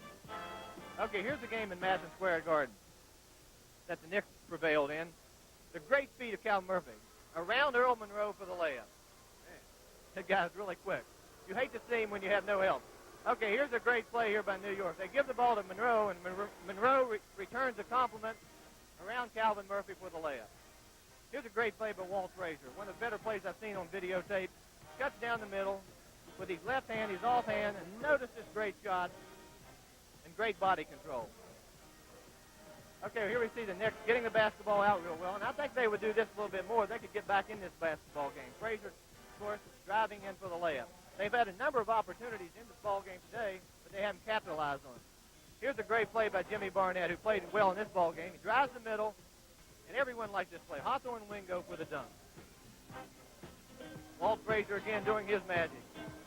Bumps into Eddie Ratliff. Ratliff gives a little fake there, and Frazier for the 15-foot shot in the corner. That's no harm, no foul. No harm, no foul. Here's Frazier again. Over Ratliff again.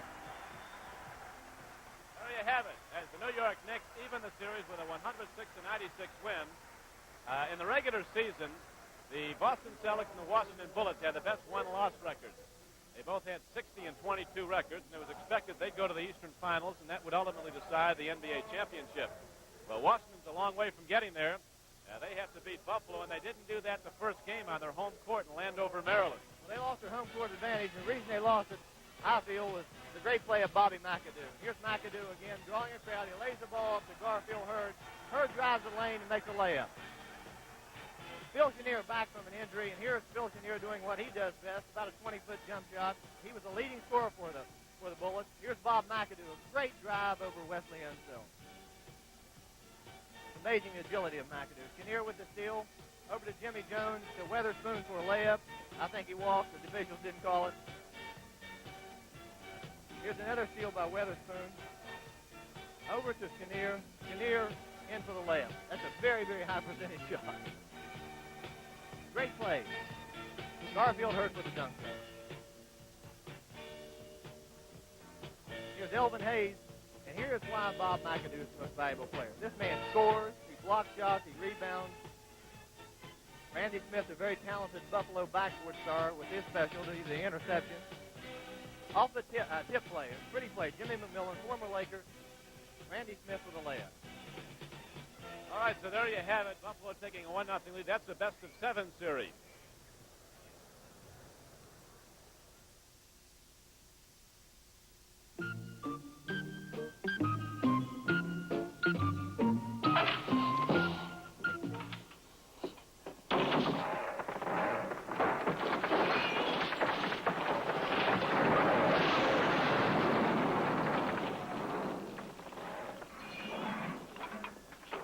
Well, that's urban renewal for you. Did you come here often? If unique is what you seek, Colt 45 malt liquor. When you come to the Bell system, business communication is a lot more than just telephones. It's research and development. Supply. Installation. Operations. Maintenance. And the Bell system takes responsibility for all of it. 100%. Total responsibility from the Bell system. Who knows more about phones than the phone company? Hello, I'm Bob Cousy. You know, I'm very proud to be a member of the National Basketball Hall of Fame. Here in the Honors Court, you see the portraits of the great men in the history of the game, along with the listings of the contributions each made to basketball. So why not plan a visit to Basketball Hall of Fame in Springfield, Massachusetts, on the campus of Springfield College. It's open daily except for Thanksgiving, Christmas, and New Year's Day. Back at Hofheinz Pavilion, the New York Knicks trail the Houston Rockets 54-43 at the end of the first half, and here's some highlights. Well, here's a great play. Newland drives the lane, the baseline. He lays it to Tom Jonovich for an easy basket. Calvin Murphy with a great drive along with baseline. He misses the basket, and a sensational tap by Eddie Rattler. It was because it's offhand. He does a good job. He taps it twice, and he finally gets it in. Okay, here's Earl Monroe trying to shoot the basketball. Murphy deflects the ball, and Monroe shoots it again. Cooners blocks it this time. Very good defense by Houston's basketball team, and one of the reasons why they have such a good lead. They've been so tough in the middle. That's Hawthorne Wingo breaking loose underneath. New York runs a lot of plays away from the basketball, and he was able to free himself. Here's Calvin Murphy on a sensational drive. Notice the body control in this little guy. Okay, Walt Frazier. You'll see Walt Frazier back in, do this a lot. Just an almost impossible shot. Jimmy Barnett, a great head and shoulder fake. Drives the middle. You can see his great quickness here. It really is, and he's capable of making plays like that consistently. Here's Frazier again. Notice, draws the crowd behind the back of Bradley. And Bill Bradley will make this shot all day. Dollar Bill puts it home. Here's the rookie, Gus Bailey, and he played a very, very vital part in Houston's defense there late in the ball game and also contributed 2 very fine driving layups. Here's Abdul Aziz, and this guy was a tower of strength on the backboard, particularly late in the ball game.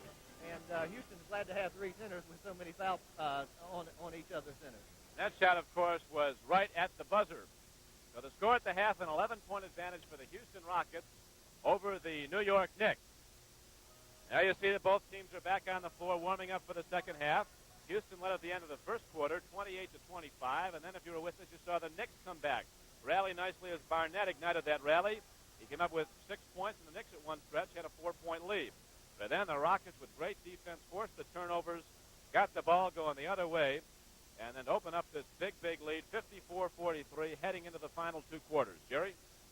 Well, Don, as we look at this basketball game in the first half, it seems to me that what New York is going to have to do, they're going to have to tighten up their defense. And the way that they can do that is to shoot the basketball a little bit better, of course, but I think particularly their rebounding needs some improving. Houston, in the first half of the basketball game, out-rebounded the Knickerbockers 28-14. And also the scoring was, of course, decidedly in Houston's favor. Eddie Ratliff came up with a good first half, 12 points. Tom Janovich got the Rockets off. He had 11 first-quarter points. Did not score in the second quarter. Newland Murphy had 8 and 6, and Steve Hawes came off the bench for 6 in relief of Kevin Coonert. And here's the Knicks scoring. Frazier 14, Monroe 11, as most people felt their guards would do a lot of scoring. Barnett 6, but their front line really hasn't contributed a lot of scoring. Bradley, Jackson, the starting forwards, only 4 points apiece, and Wingo 2 and Neil Walk 2. So they need some more scoring up front. Now, you're talking earlier about Ed Ratliff tipping it in with the offhand, his left hand. There's the percentages. Well, shooting fairly well from the field. Free throws outstanding. Rebound, what a disparity there. Well, that's the problem with New York in this first half. But when you shoot outside, you live and die with the outside shot, Don. And if you don't shoot the ball well, you don't seem to rebound real well. You're mentioning Ratliff's offhand shot now. In your own case, you're a guy that scored almost 30,000 points in this league, over 25,000 in the regular season. Far and away the most of anybody in the playoffs, over 4,500. And you got a total of how many with your left hand? I'm embarrassed to say I made 2 left-handed shots in my whole career. Well, you've been trouble if you ever stepped in that right hand or somebody. That's right. Almost 30,000 points, though. Well, listen, I was very lucky, but also I was very fortunate to play on a team that let me shoot the basketball a lot.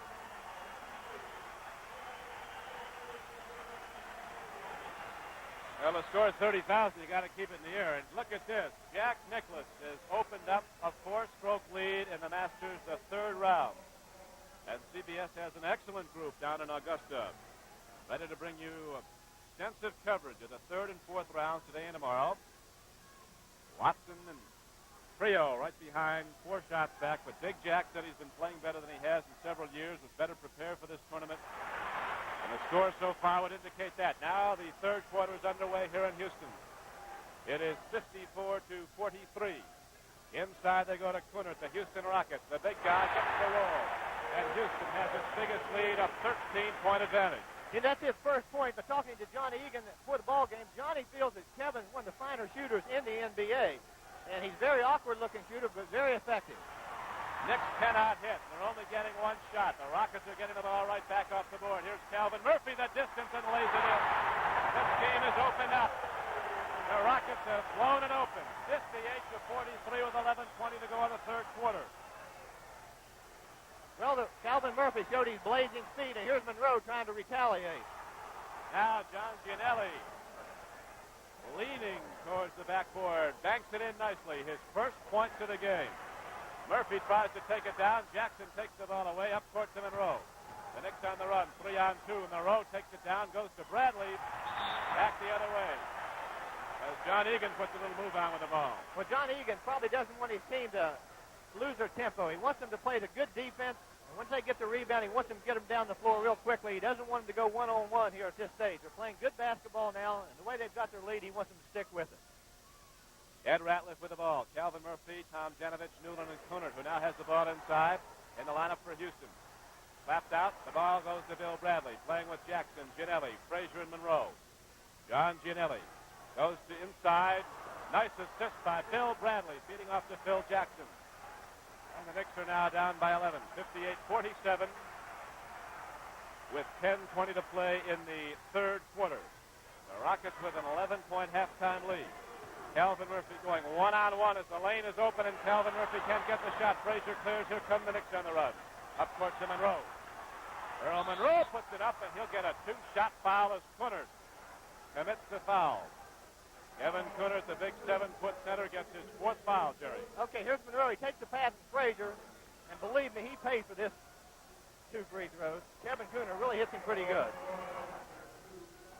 You know what Houston's done the last 3 times down the floor? They have isolated the floor of Murphy against Monroe, and playing a little one-on-one basketball themselves, and it really hasn't worked out too well. He made the 1 basket, and he forced 2 other basket up.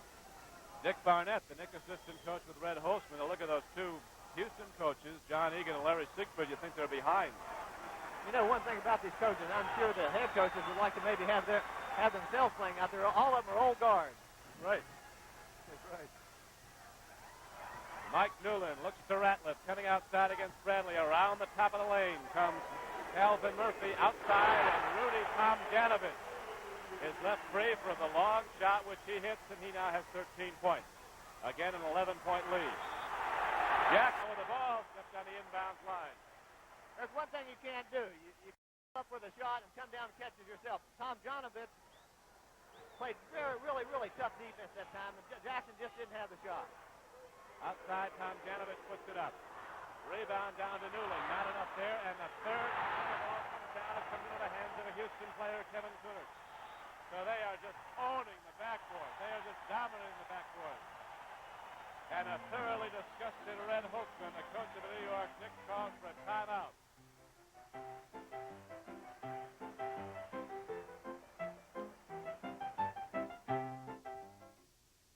Today, at a high-level meeting, Volkswagen engineers announced to their management that the new Volkswagen Rabbit would average an incredible 38 miles to a gallon down the highway, go from 0 to 50 in a swift 8.2 seconds, and it wouldn't cost a bundle.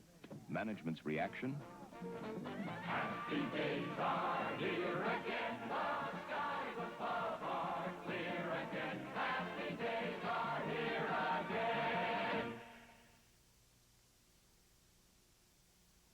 This is a good way to show you how well new Super Hold from Vitalis holds my hair in place. New Super Hold is really different. It's a pump spray, not an aerosol. In laboratory tests under windy, humid conditions, it held hair in place 3 times longer than the leading men's aerosol spray.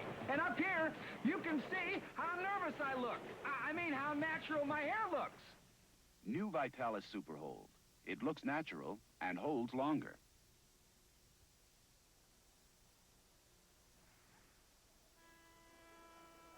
The Houston Rockets around head coach John Egan. He played on a couple of Lakers teams with you. One of them went to the 7th game of the NBA Finals against these Knicks. 2 times he played for the Lakers in a game that went to the 7th game in the championship series. John Egan, really one of the very fine younger coaches in the league. He told me today that they were going to try to change a few things with their offense, and so far it's worked real well. But I would give a lot of credit to New York's defense to this. I mean, to Houston's defense to this point. And that defense is unrelenting as Newland stays with Frazier as soon as he gets the inbound pass. Monroe looks inside as Ginelli. Can't find him free. Ratliff is against him. Now Bradley is left free. Leans in. Can't get the shot. Rebound to Tomjanovich. Here come the Rockets on the run. Down the middle is Mike Newland. 2 men are down underneath. Newland spins off to Murphy. And there's a lot of contact and all-out collision there, and a foul call will go against New York. That's Phil Jackson's foul, and that's the 4th one in the ball game for Phil Jackson.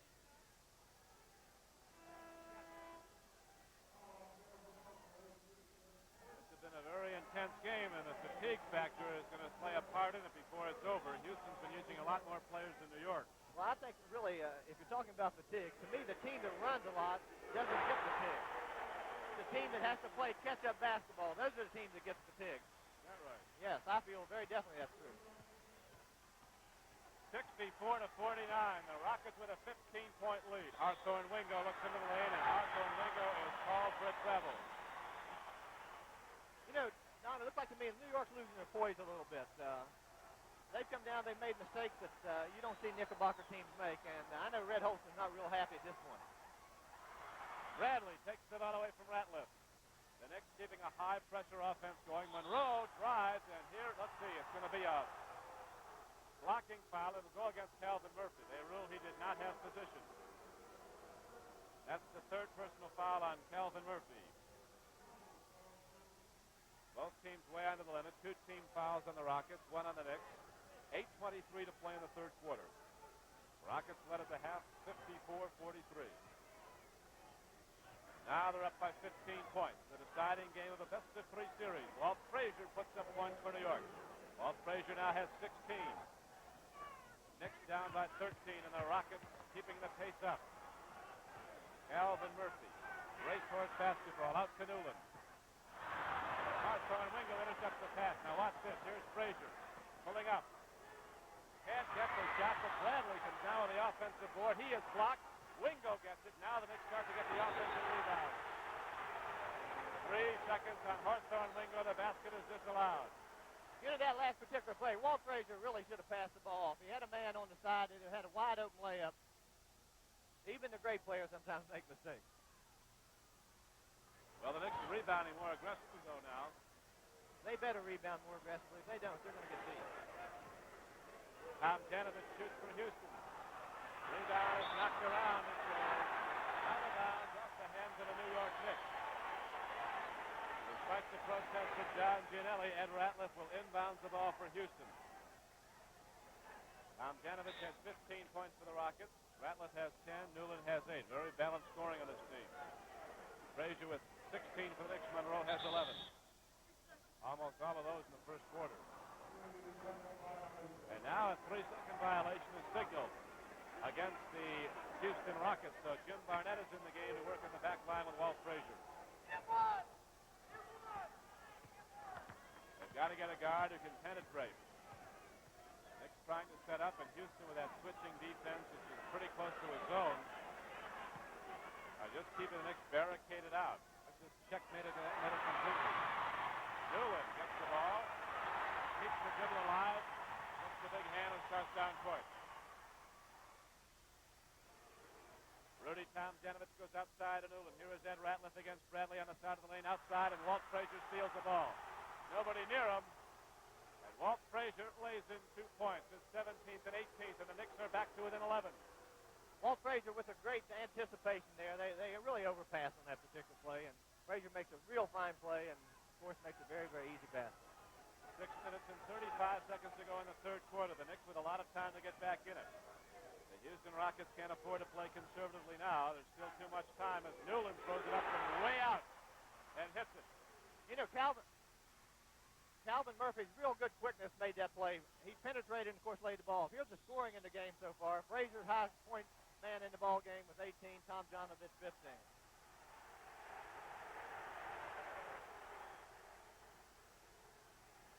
A brief altercation is quickly broken up between Bradley and Ratliff. I think what happened in this particular play, Bradley's elbow kind of hit Ratliff in the neck, and he didn't like it. I think Ratliff's foot kind of hit Bradley. It's like some of that kung fu fighting. 6:16 to go in the third quarter. Here it is again. You'll see Bradley throw a little elbow, and Ratliff throw a little foot. No harm, no foul. Always the NBA.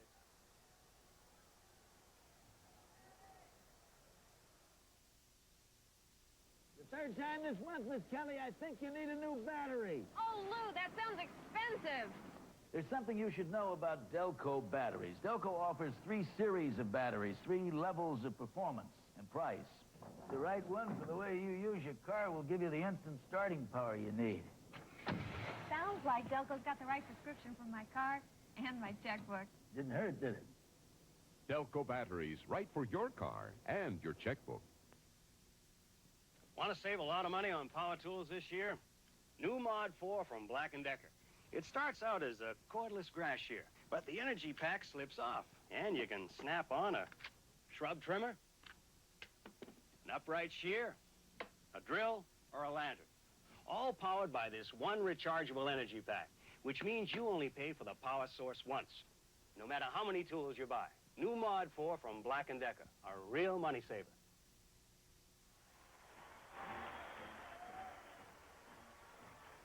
With Jerry West, this is Don Crickey, back at Hoffheim Pavilion. And right now, the Houston Rockets send their 5 men in white out back onto the floor, a 66-53 lead. Well, after that little altercation between Ratliff and Bradley, wiser heads prevailed, and they called timeout. I don't really think they wanted to go after each other. Most players in the NBA don't. Well, Then you get thrown out in a hurry, and you don't want that in a game like this or any game. Bill Bradley looking inside. Great defense by the Rockets. They've got that middle shut off. Barnett forces a shot. 7-foot Kevin Cooner sweeps down the ball. And now Calvin Murphy brings the ball over the midcourt line. Loops it into Cooner, who's come out high. 5:45 to play in the third quarter. 66-53. And here is a whistle and a foul call. Wingo was holding Tom Jonovich up inside. And it seems to me that if Houston could run some plays, particularly some screens, and get Tom Jonovich open, he's got the hot hand. He'd probably be able to convert those particular plays. Calvin Murphy pumps it up. Perfect jump shot. Loose, easy spin on the ball. And 68-53, the Rockets in the lead as Calvin Murphy's put up 10 points. 5:20 to go in the third quarter. They try to go inside to Frazier. The ball is slapped. Ratliff comes up with it. The Knicks turning the ball over time after time. And the Rockets getting it back and keeping the heat on. Calvin Murphy. He is an assassin out there now. You know, Don, when you turn the basketball over on your offensive end, you're always in terrible defensive position. And New York has not been in good defensive position since Houston's made this big run at him late in the second quarter. 70-53, the Rockets with their biggest lead, a 17-point advantage. Again, the Knicks get one shot and it's no good. Rockets dominating the boards, even more than they did in the first half when they doubled New York's rebound total, 28-14. Newland looks to Calvin Murphy against Barnett. Calvin Murphy, a man with many tricks. Boy, he's got him doing handstands up I know one thing that New York's going to have to do. They're going to have to get somebody on Calvin Murphy this half because he is looking to shoot the basketball, and they're running a lot of plays for him. They better put a net over him. Here is a foul call against the Rockets as they lead by 19 points, 72-53.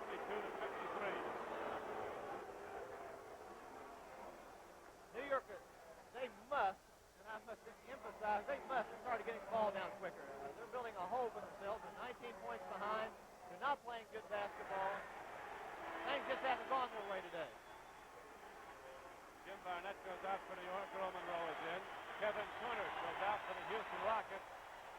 He just got his 5th personal foul.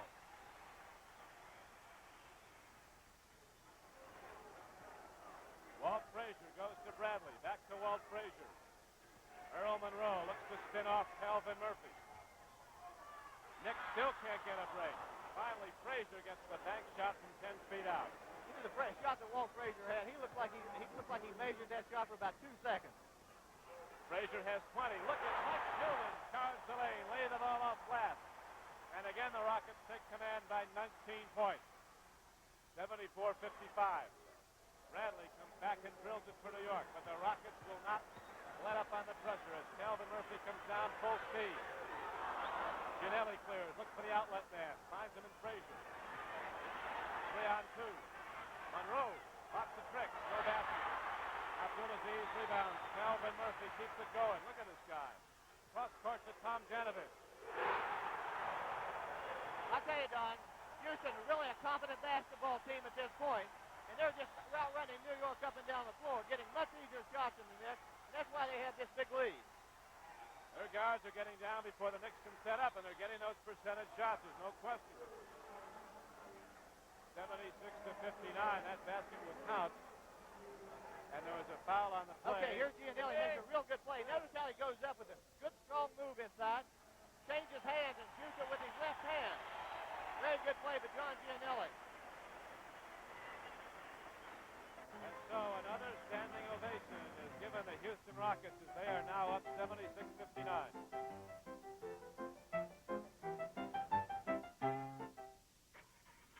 Introducing the AMC Pacer, the first wide small car. The Pacer's so wide and has so much room, you can fit a Pinto or a Comet or a Maverick or even a car as big as this Nova inside it. And the Pacer's wide stance and isolated suspension system give it an incredibly stable ride. The AMC Pacer, the first wide small car. backed by the AMC Buyer Protection Plan. When my dad died, my mom was left with 4 little kids and a big mortgage. So when I bought a home, the first thing I wanted was mortgage insurance. I called Allstate because the price was right. Dick Borgia bought $20,000 of Allstate Mortgage Protection Life Insurance for just $760 a month at age 25. Want to help make sure your family could keep your house? Call Allstate now. I've been there. Allstate can really help you.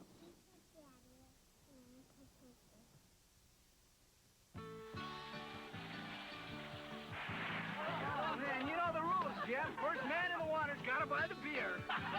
And Jeff, you better make it a good one. When it's your turn to get the beer, don't fool around. Get the beer named after Milwaukee, the city that means beer. Old Milwaukee! Old Milwaukee beer tastes as great as its name. Jeff, you're a lot better in beer than you are at log rolling. I think I do pretty good at both.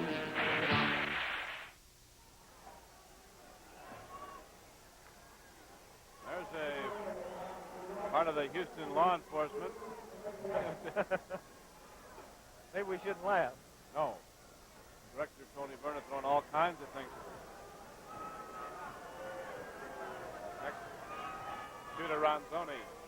76-59 as John Gianelli's at the free throw line. And it's 76-60, the Houston Rockets in the lead. The Knicks now go into a full court press. Tom Janovich breaks it, getting it up court to Newland, who zings it over the timeline with a dribble. Ratliff to Aziz. Oh! Travel before the shot. You know, that's always a play that you hate to see nullified. The guy gets up, he works real hard to get the ball down the floor, and Aziz makes a step shot. Okay, here's a pass to Ratliff. And he just forgets to take a dribble, and of course, the shot is disallowed. He puts the big egg in the little basket hard. That's right. Now back to live action. It's 76-60. The Rockets coming over the ball after a missed New York shot. Newland goes to Tom Janovich. He's a very confident shooter. I tell you, you just cannot give Rudy Tomjanovich any room at all. He'll make an open shot all day. Earl Monroe looking for a shot. That middle is just completely cordoned off. The Knicks can't get in there. If you notice what Houston's doing to the defense, every time a Knickerbocker player drives toward the corner, somebody leaves their man, they trap him over there. Johnny Egan's trying to play a lot of half-court defense, so they don't allow New York to swing the ball the way they like to. I think Phil Jackson must have lost one of his contacts.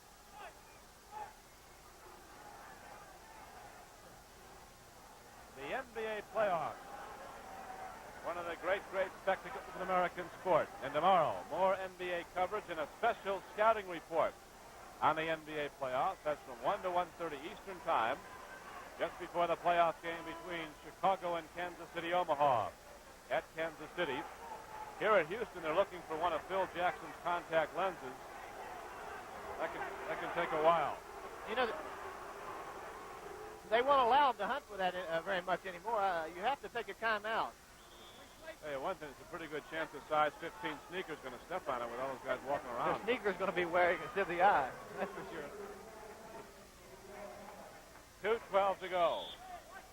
Well, if you were Red Holtzman, Jerry, what would you tell your team now? What do they have to do to turn this around, if at all possible? Well, what they must do, I feel, is to try to rebound better and get the ball down quickly. The way you can make up points in the NBA, particularly because of the 24-second clock, is that you must rebound and run the ball down the floor quickly. Here's the stat that's really the stat that's killing New York. Houston is just murdering New York in a backboard, 31-17. One of the most fundamental plays in the game, and Ed Ratliff breaks three down the lane, gets the lead pass, lays the ball in, and Houston has opened up a 20-point lead. 1:46 left to go as Red Holtzman's gone to his bench now. Dennis Bell is in the game, looking for a shot. That Houston defense not letting up. Constant pressure on New York. No good shots inside whatsoever. Blocked shot by Ratliff. Bradley has the ball. And the shot clock ran out. That's just great defense on Houston's part.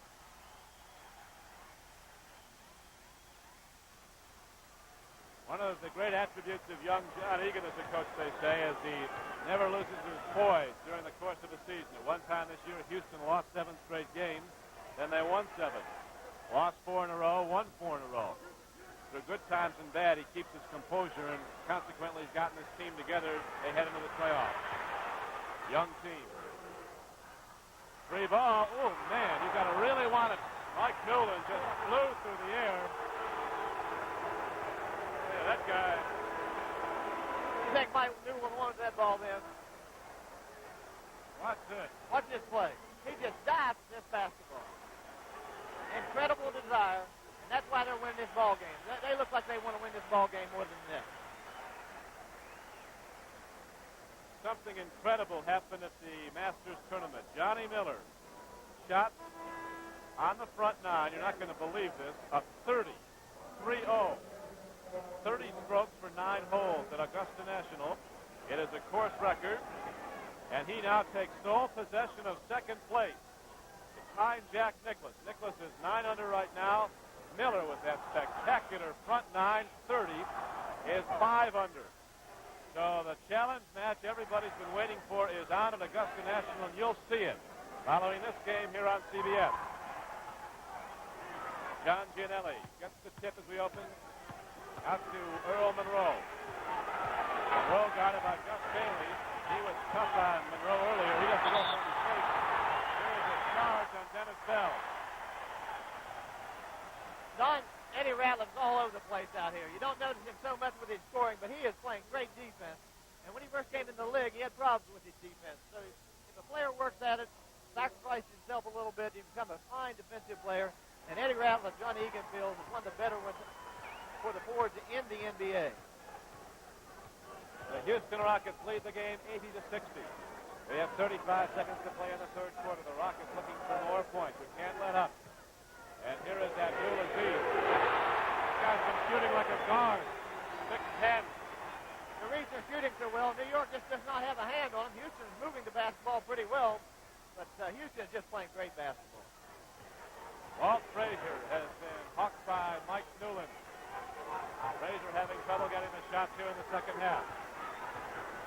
Having trouble backing in on Newland. Frazier admits Newland's the only player in the league he can't back into the basket on. Gus Bailey comes down with the rebound. At the buzzer, he puts it up. Almost got it. Almost got it.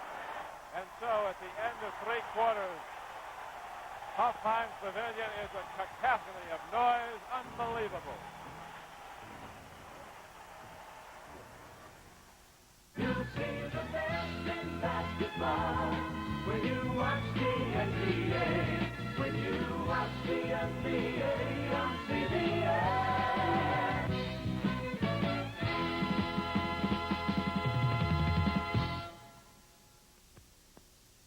Gee, aren't Frenchmen terrific? Yeah, why can't guys back home dress like that?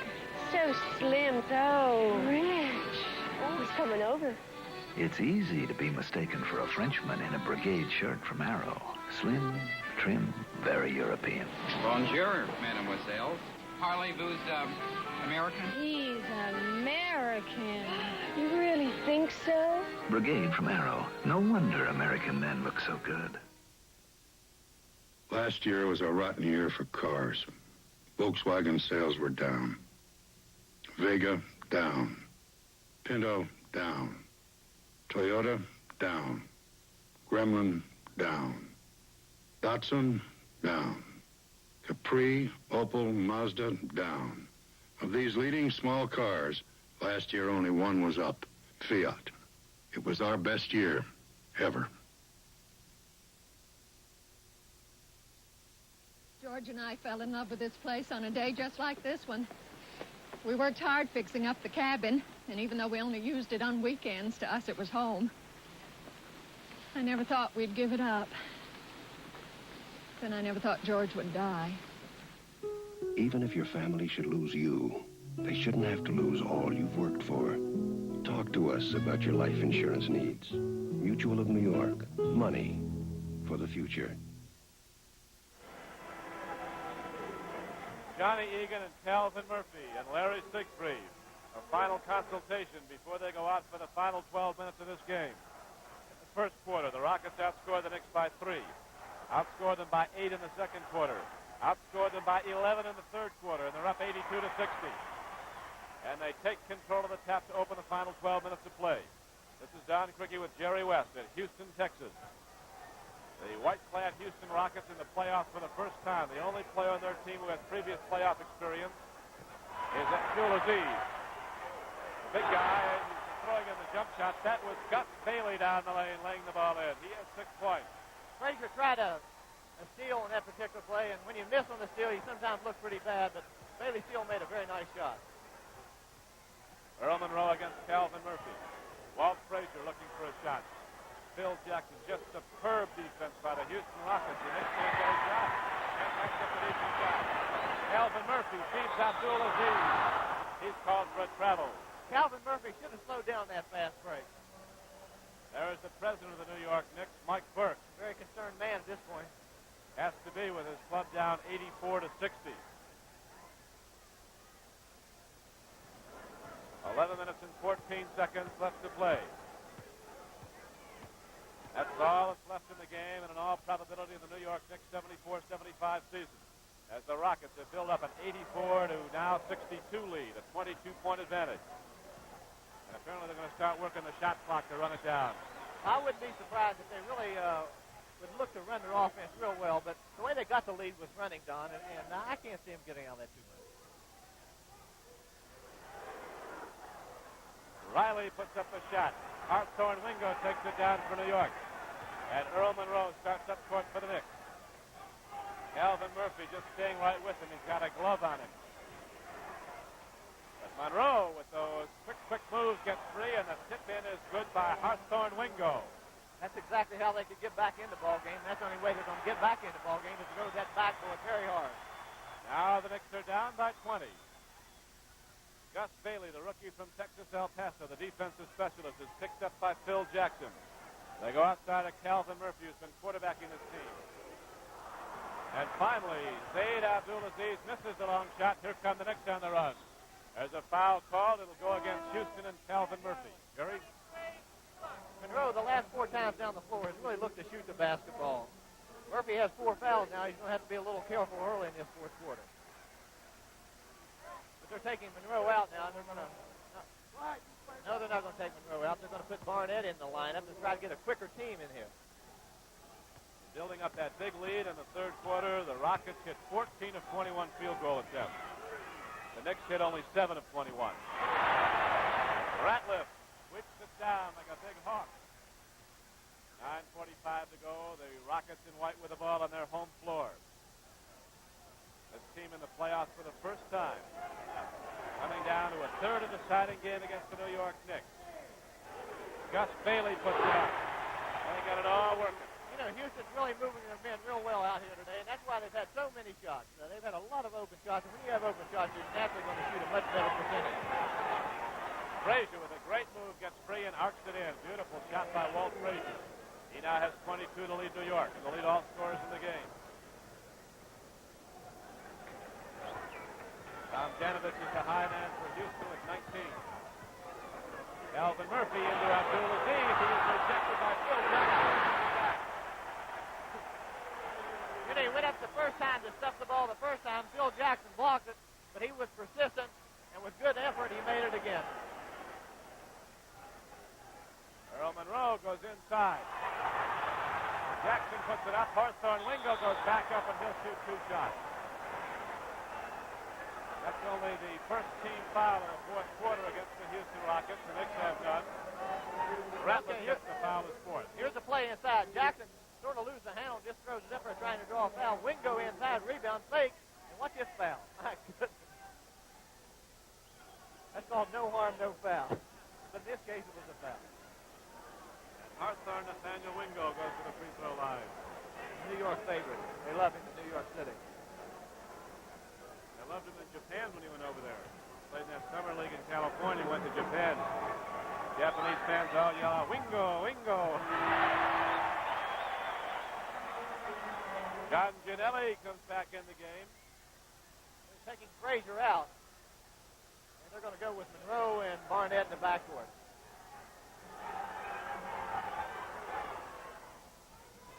And it's 88-67. The Rockets with a 21-point lead. 9:40 left to go. Up court to Calvin Murphy. This guy just doesn't wear down. Well, he has great stamina and also great physical ability. He is one of the quicker players in the NBA.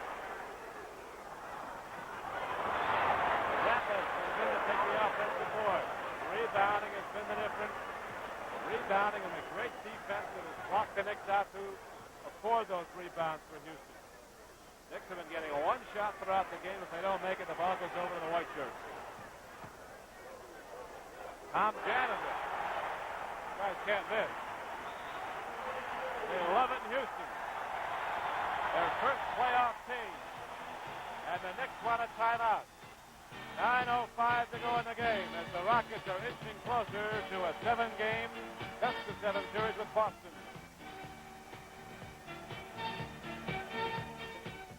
When a man uses an aftershave, what does he really want? Fancy bottle. Perfume and fancy pricey? No! A man wants to smell like a man. There's something about Aqua Velva. He wants to be cool and refreshed. There's something about Aqua Velva. A man wants to feel like a man. Feel like a man, 'cause there's something about an Aqua Velva man. You know, a new light beer from Miller is everything you've always wanted in a beer. And less. Less filling. Because it has less carbohydrates and 1/3 less calories than a regular beer.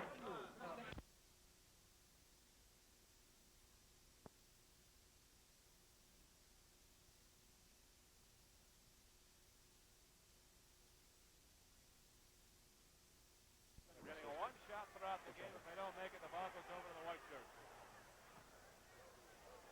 Tom Janiger. You guys can't miss. They love it in Houston. Their first playoff team. And the Knicks want a timeout. 9:05 to go in the game as the Rockets are inching closer to a 7-game, best-of-7 series with Boston.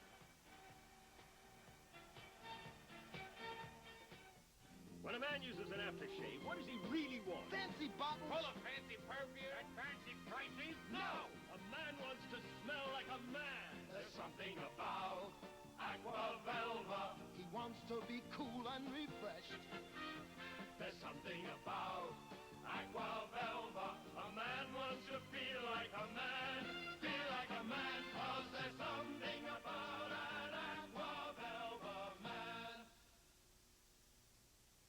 You know, a new light beer from Miller is everything you've always wanted in a beer. And less. Less filling. Because it has less carbohydrates and 1/3 less calories than a regular beer. I didn't drink all this beer by myself. I had a little help from my friend. But imagine a great tasting beer that's less filling. And at 6'3", 230, there's a lot of me to fill. Come on. New light. Everything you always wanted in a beer and less. How many losses is it going to take before we can get some offside help from our forwards and our people, regardless if it's a guard or a forward, that I don't want block shots. I want body position and charging fouls. But it's prettier to block shots. As playoff pressure mounts, watch for NBA Playoffs, a scouting report, Sunday, April 13th, 1 p.m. Eastern Time on CBS. The Masters Tournament, the most prestigious event in American golf, is next on CBS following this game. Jack Nicklaus, the second-round leader, 9 under par now. But look at Johnny Miller. He has come into the picture, number 2 right now, running second with an incredible 30, a course record on the front 9 today at Augusta National. You'll see extensive coverage of the Masters Tournament next on CBS. 90-67 is the score. The Rockets have the lead. And a foul is committed on Calvin Murphy as he brings the ball over the midcourt line. Bill Jackson hacked it. Don, this is a very, very difficult time for a basketball player to play. Okay, New York's trying to trap Calvin Murphy. Here's one guy you can't trap. He is an incredible dribbler, and you're going to foul this guy when you're trying to steal the ball away from him. It's a very difficult time to play a basketball game. Your team is behind by 23 points. Seems like everything you're doing is wrong. You know that if you don't win this, there's no more games, and the New York bench doesn't look very happy right now. Nope. Winners tell jokes and losers say deal. Always. I've been in this position a lot of times. It's not very much fun, believe me.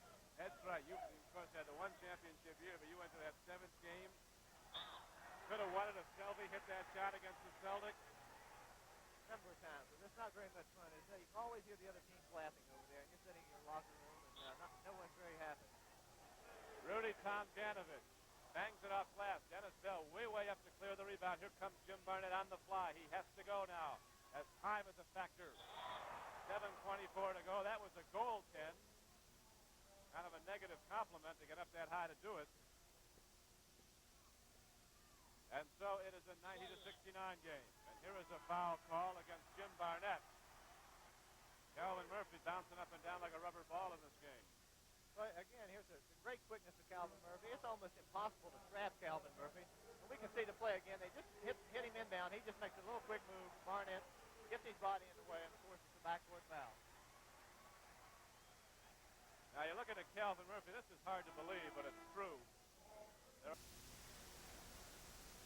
The Masters Tournament, the most prestigious event in American golf, is next on CBS. Following this game, Jack Nicklaus, the second-round leader, 9 under par now. But look at Johnny Miller.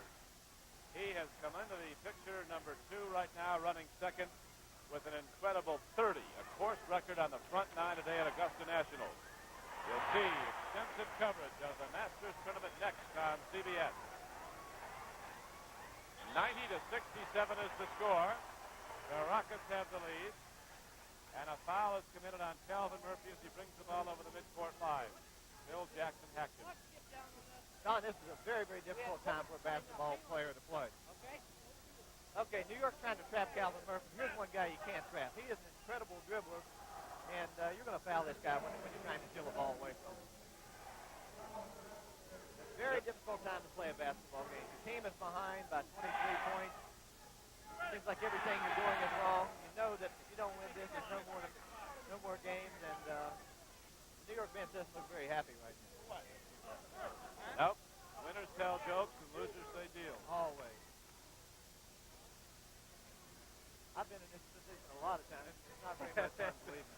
That's right. You, of course, had the one championship year, but you went to that 7th game.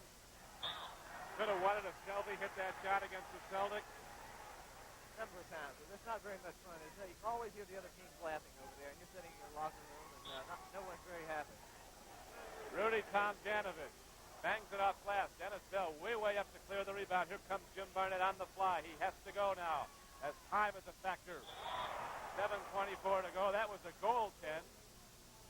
Kind of a negative compliment to get up that high to do it. And so it is a 90-69 game. And here is a foul call against Jim Barnett. Calvin Murphy bouncing up and down like a rubber ball in this game. Well, again, here's the great quickness of Calvin Murphy. It's almost impossible to trap Calvin Murphy. And we can see the play again. They just hit him inbound. He just makes a little quick move. Barnett gets his body in the way, and of course it's a backcourt foul. Now you're looking at Calvin Murphy. This is hard to believe, but it's true. There are almost no players in the entire NBA who can beat this man from one end of the court dribbling a basketball. If they dribble one and he dribbles 2, he can dribble 2 balls down the court faster than almost everybody can dribble 1. Well, he's an incredible person. A man of his size to be able to play in this league is a remarkable accomplishment itself. But to really play well as he's done is even more remarkable. He beat John Havlicek once in Havlicek's summer camp. Havlicek dribbling 1 ball, Murphy dribbling 2. Saeed Abdulaziz comes down with the ball. Throws it over the midcourt line to Tomjanovich. Into Zaid. He wants to stick it down hard. Rockets own the backboard. Rockets own them. I have never seen a team in a long time get dominated this way on the backboard. They are just totally dominating the backboard. Jackson goes to Barnett. And the one-hander comes back into basketball. I'm afraid that shot's a little bit too late in this ball game. Here is Ron Riley. He lays it in, and it's a 96-71 game. It'll be the Rockets and the Boston Celtics in the best-of-7 Eastern semifinal series. During the regular season, they played 4 times. The Celtics won them all. In and out. Here comes Tomjanovich to Murphy. Racehorse basketballers still going to the whip. Here's Tomjanovich. Man.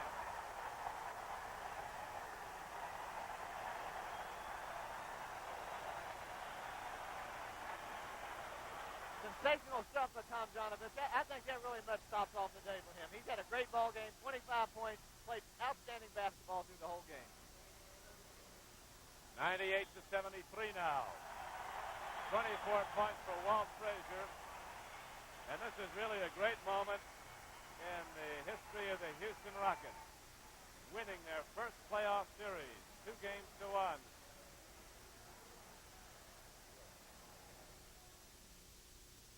I'm not an actor. I'm a small businessman. But for over 2 years now, you've seen me in this commercial. I'd like to get rid of some of the gray, but not all of it. Grecian Formula 16 lets you control just how much gray you slowly get rid of. Some of it, most of it, or all of it. 2 years ago, I used it every day for about 3 weeks until I got rid of just as much gray as I wanted. It's as easy to use as water. No mess, won't rub off. Now, I use it just once a week or so to keep it this way. Grecian Formula 16.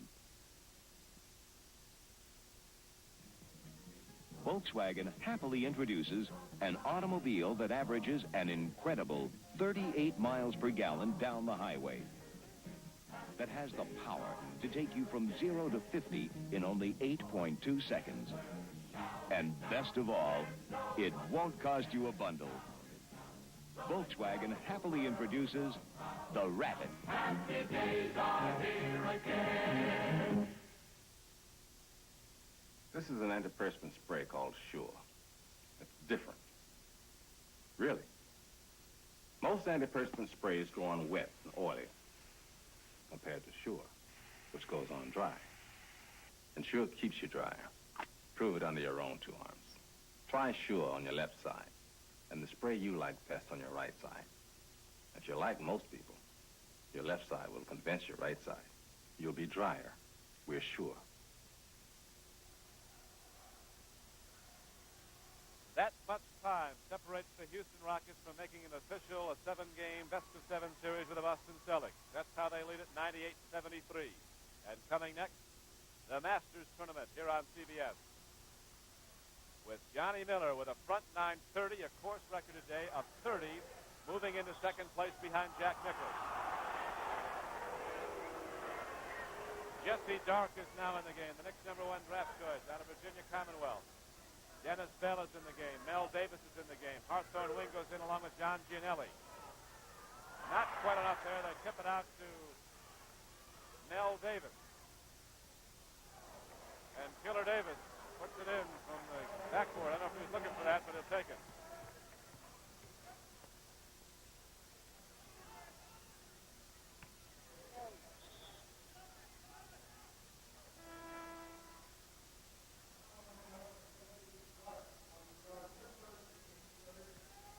Foul was on Jesse Dark.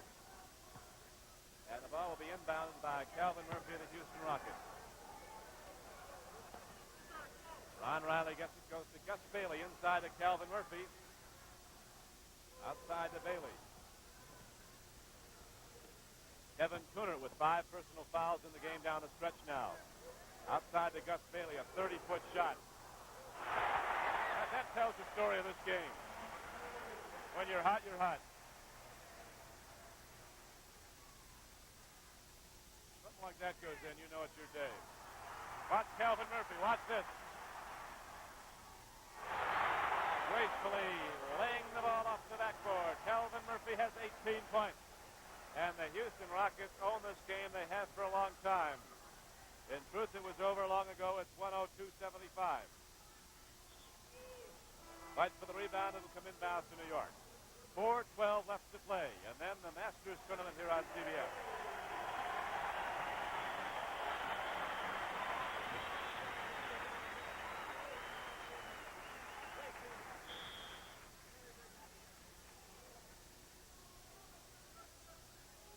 Inbounds, they go to Neil Walk. Throws up the hook shot, rebound down to Gus Bailey. Again, one shot for the Knicks. It's no good. And again, the rebound is over to Houston.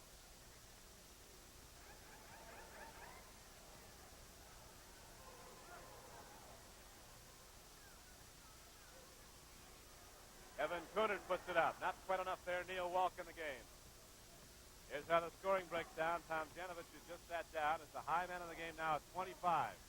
Look at Hartshorne Wingo crash the boards and tip it in for New York with 3:40 left to go. And it's now 102 to 77. 7 points for Wingo. Kevin Coonard against Neil Walk. Rockets running down the shot clock. Steve Hawes in the game to Calvin Murphy.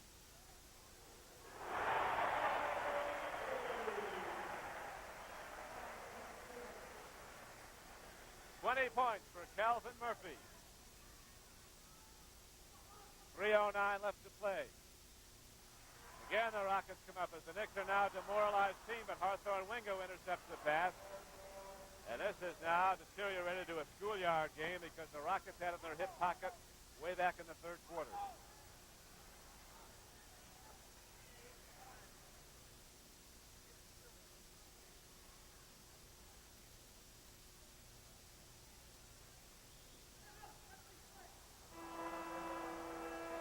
Steve Hawes is called for traveling, and so with 2:41 left to play, Calvin Murphy leads the game with 20 points and is saluted with a standing ovation.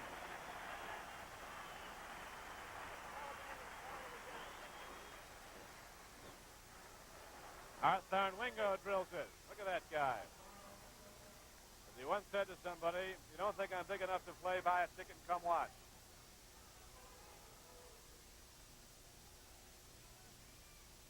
Gus Bailey looks to go down the baseline. Shut off by Jesse Dark. Bailey puts it up. And Mike Newland takes down the offensive rebound. This has turned into a shooting practice for the Houston Rockets. 104 to 81, they lead the game. 2:05 to play, and Manny Sokol blows the whistle and stops the clock.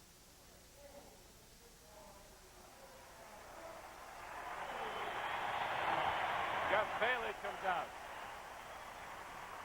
Kevin Coonard comes out.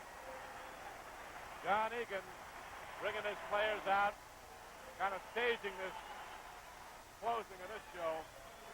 Standing ovations one after the other.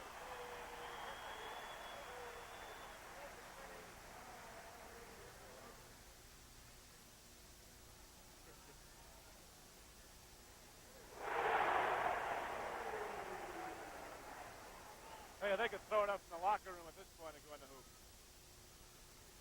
106 to 81, 1:45 left to go.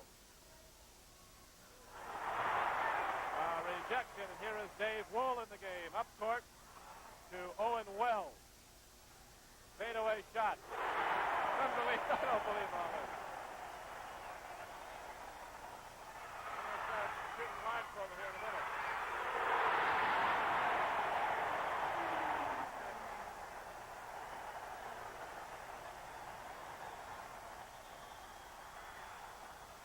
If you're a Houston fan, this is the most memorable moment in the history of this franchise. It started as an expansion team in San Diego.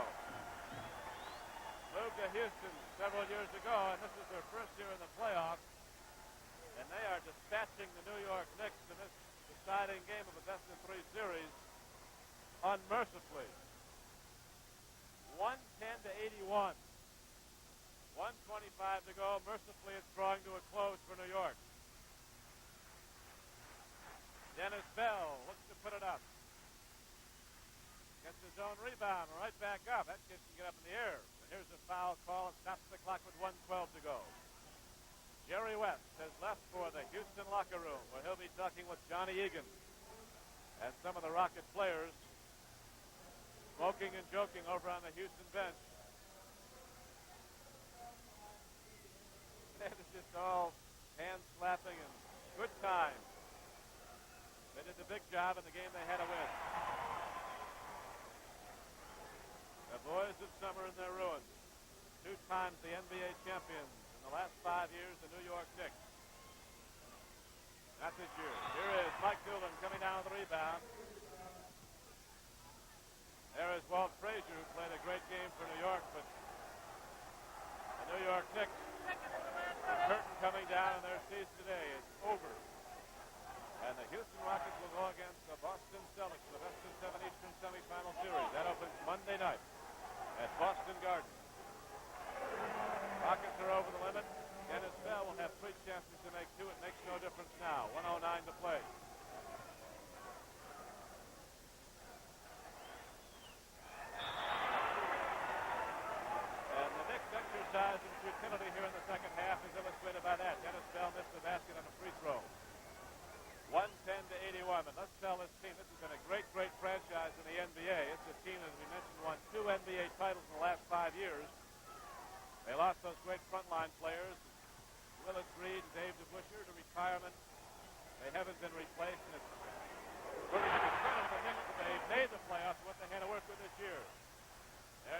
Masters is next as Dave Wall streaks down court.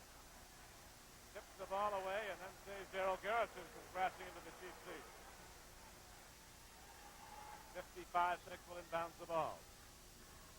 Mel Davis to Neil Walk.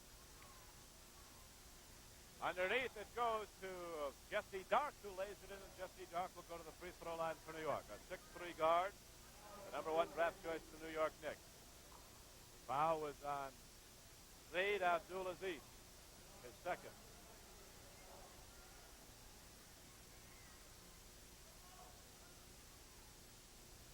Points now for Jesse Dark. Mike Doolin bringing the ball up court for the Houston Rockets as you see the final seconds running down. The clock now with 40 seconds to go. Zayd Abdulaziz puts it up. Everything's going in the hole for Houston. Just everything. Here is Dennis Bell on the drive for New York, laying it up, and he is rejected by Zayd Abdulaziz. Up court to Dave Wall. Feeds off to Steve Hall.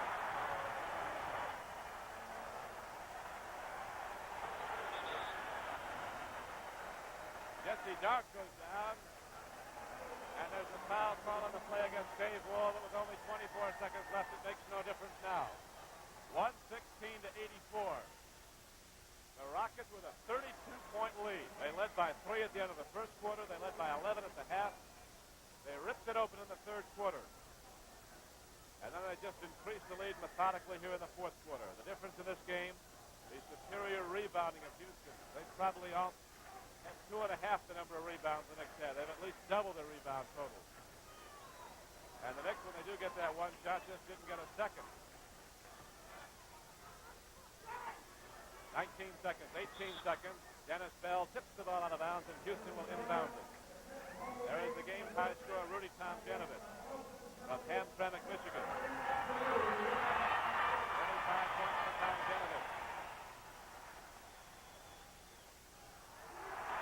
Mike Doolin drives and lays it in for the Houston Rockets. 8 seconds. Up court to Jesse Dark. The countdown from the Houston fans. Mike Doolin throws the ball the length of the court. And the playoff series goes to the Houston Rockets. And there is jubilation here at Hofheinz Pavilion. And there's the man it focuses around. Johnny Egan, who did a brilliant job as the head coach.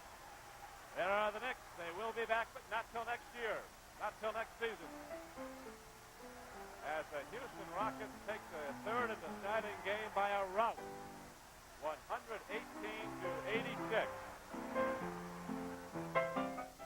Jerry West is heading to the locker room of the Houston Rockets, so momentarily he'll be returning, and Jerry West will interview the victors.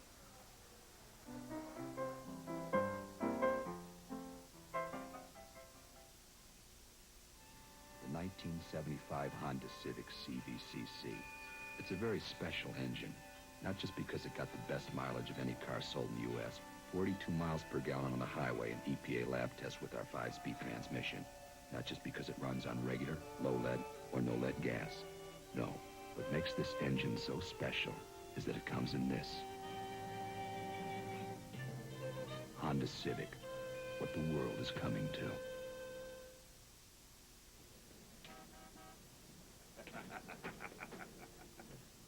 It is said there is still a good 10-cent cigar left in the world whose name is Muriel. You have such a cigar, huh?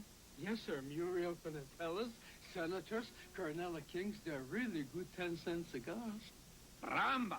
Only 10 cents. How does Muriel do it, huh? East of the foot of Muriel down. East of the foot of Muriel down.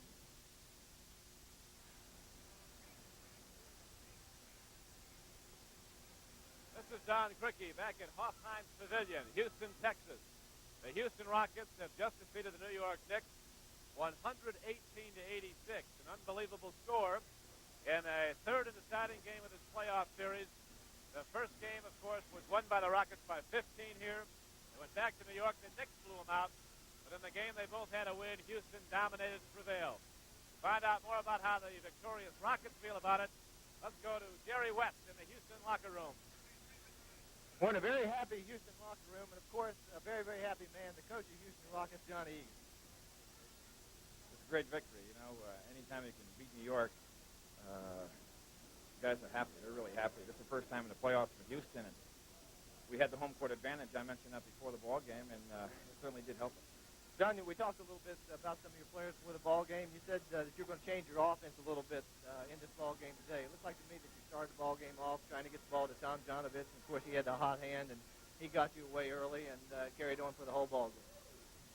Well, we changed one or two things because, you know, naturally when you're playing a series, they look and see what's happening, and they were keying on us. They keyed very well, I thought, in New York. They overplayed. They did the things that they were supposed to do defensively. So we changed one or two things, and they worked. Rudy had a super ball game, and we needed that from him this afternoon. John, you know, and one other thing, I don't think I've ever seen a better rebounding effort by a basketball team. As a club, the guys boxed out well because we really got beat on the boards in New York. They ran us. They played an exceptional ball game up there. And this afternoon, our guys just wanted it. So they went out there and, you know, rebounding and defense is just guts and determination and do what you're supposed to do as a team, and we did it and we won. John, what turned your season around for Houston here? Well, I think two individuals did. We had Murphy and Tom Janovich and Newland last year. This year, Kevin Kunitz, big seven-footer, about halfway through the year, started to get some exposure, and he played very well. Got his confidence. Second-year man, Eddie Ratliff, really played well for us. Good defensive forward. Has a lot of poise out there, and, you know, at this particular time, we're pleased with the way things are going. John, this franchise is a relatively new franchise in a new town. The support hasn't been so good here, but the crowd here today was just incredible. Yeah, the last month or so, Jerry, you know, when you're winning, the crowd comes out, and we had 10,000 against Cleveland about 2 weeks ago, and we beat them here, and the people really got enthusiastic about it. And I never thought pro ball would go in Texas when I got down here. And now that we've been here 4 years, things are starting to look up. John, congratulations on a great win, and good luck against the Celtics. Okay, let's go back to Don Criqui. All right, there you have it. The final score, 118-86. We're going to be back at Hofheinz Pavilion as the Houston Rockets advance to a best-of-7 Eastern semifinal series against the Boston Celtics. That begins Monday night.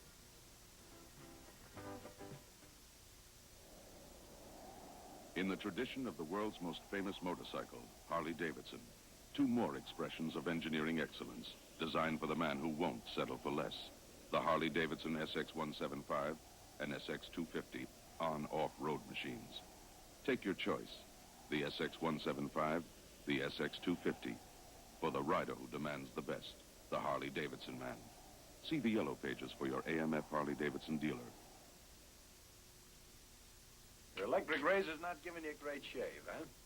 Well, could be there's nothing wrong with your razor, but there's something wrong with your face. Your beard is just laying there. Get it to stand up with this. Williams Electric Shave. With Electric Shave, your razor shaves closer, smoother, and with less irritation. And that's a fact. Get Electric Shave or Electric Shave Tender Face if you've got tender skin. Make your beard stand up. Make your razor shave better.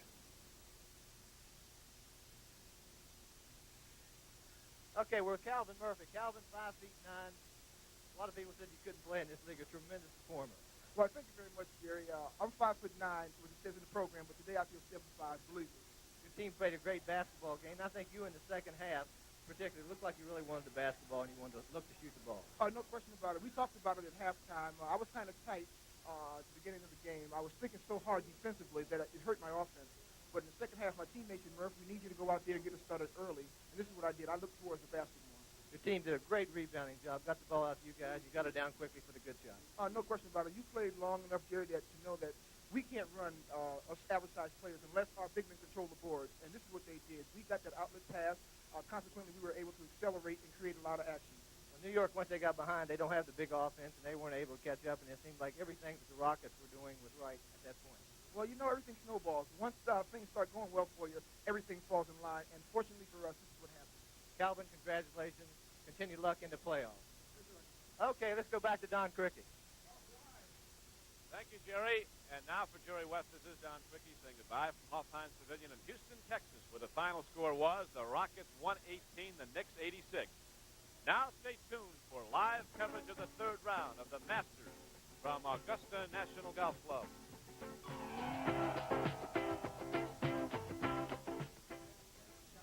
And may the best team win. The time is now. The name of the game is action.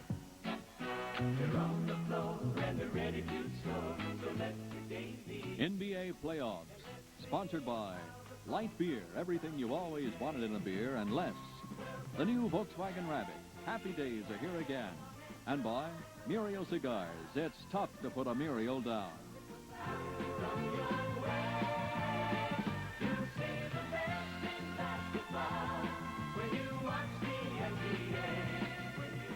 The NBA playoffs are a presentation of CBS Sports.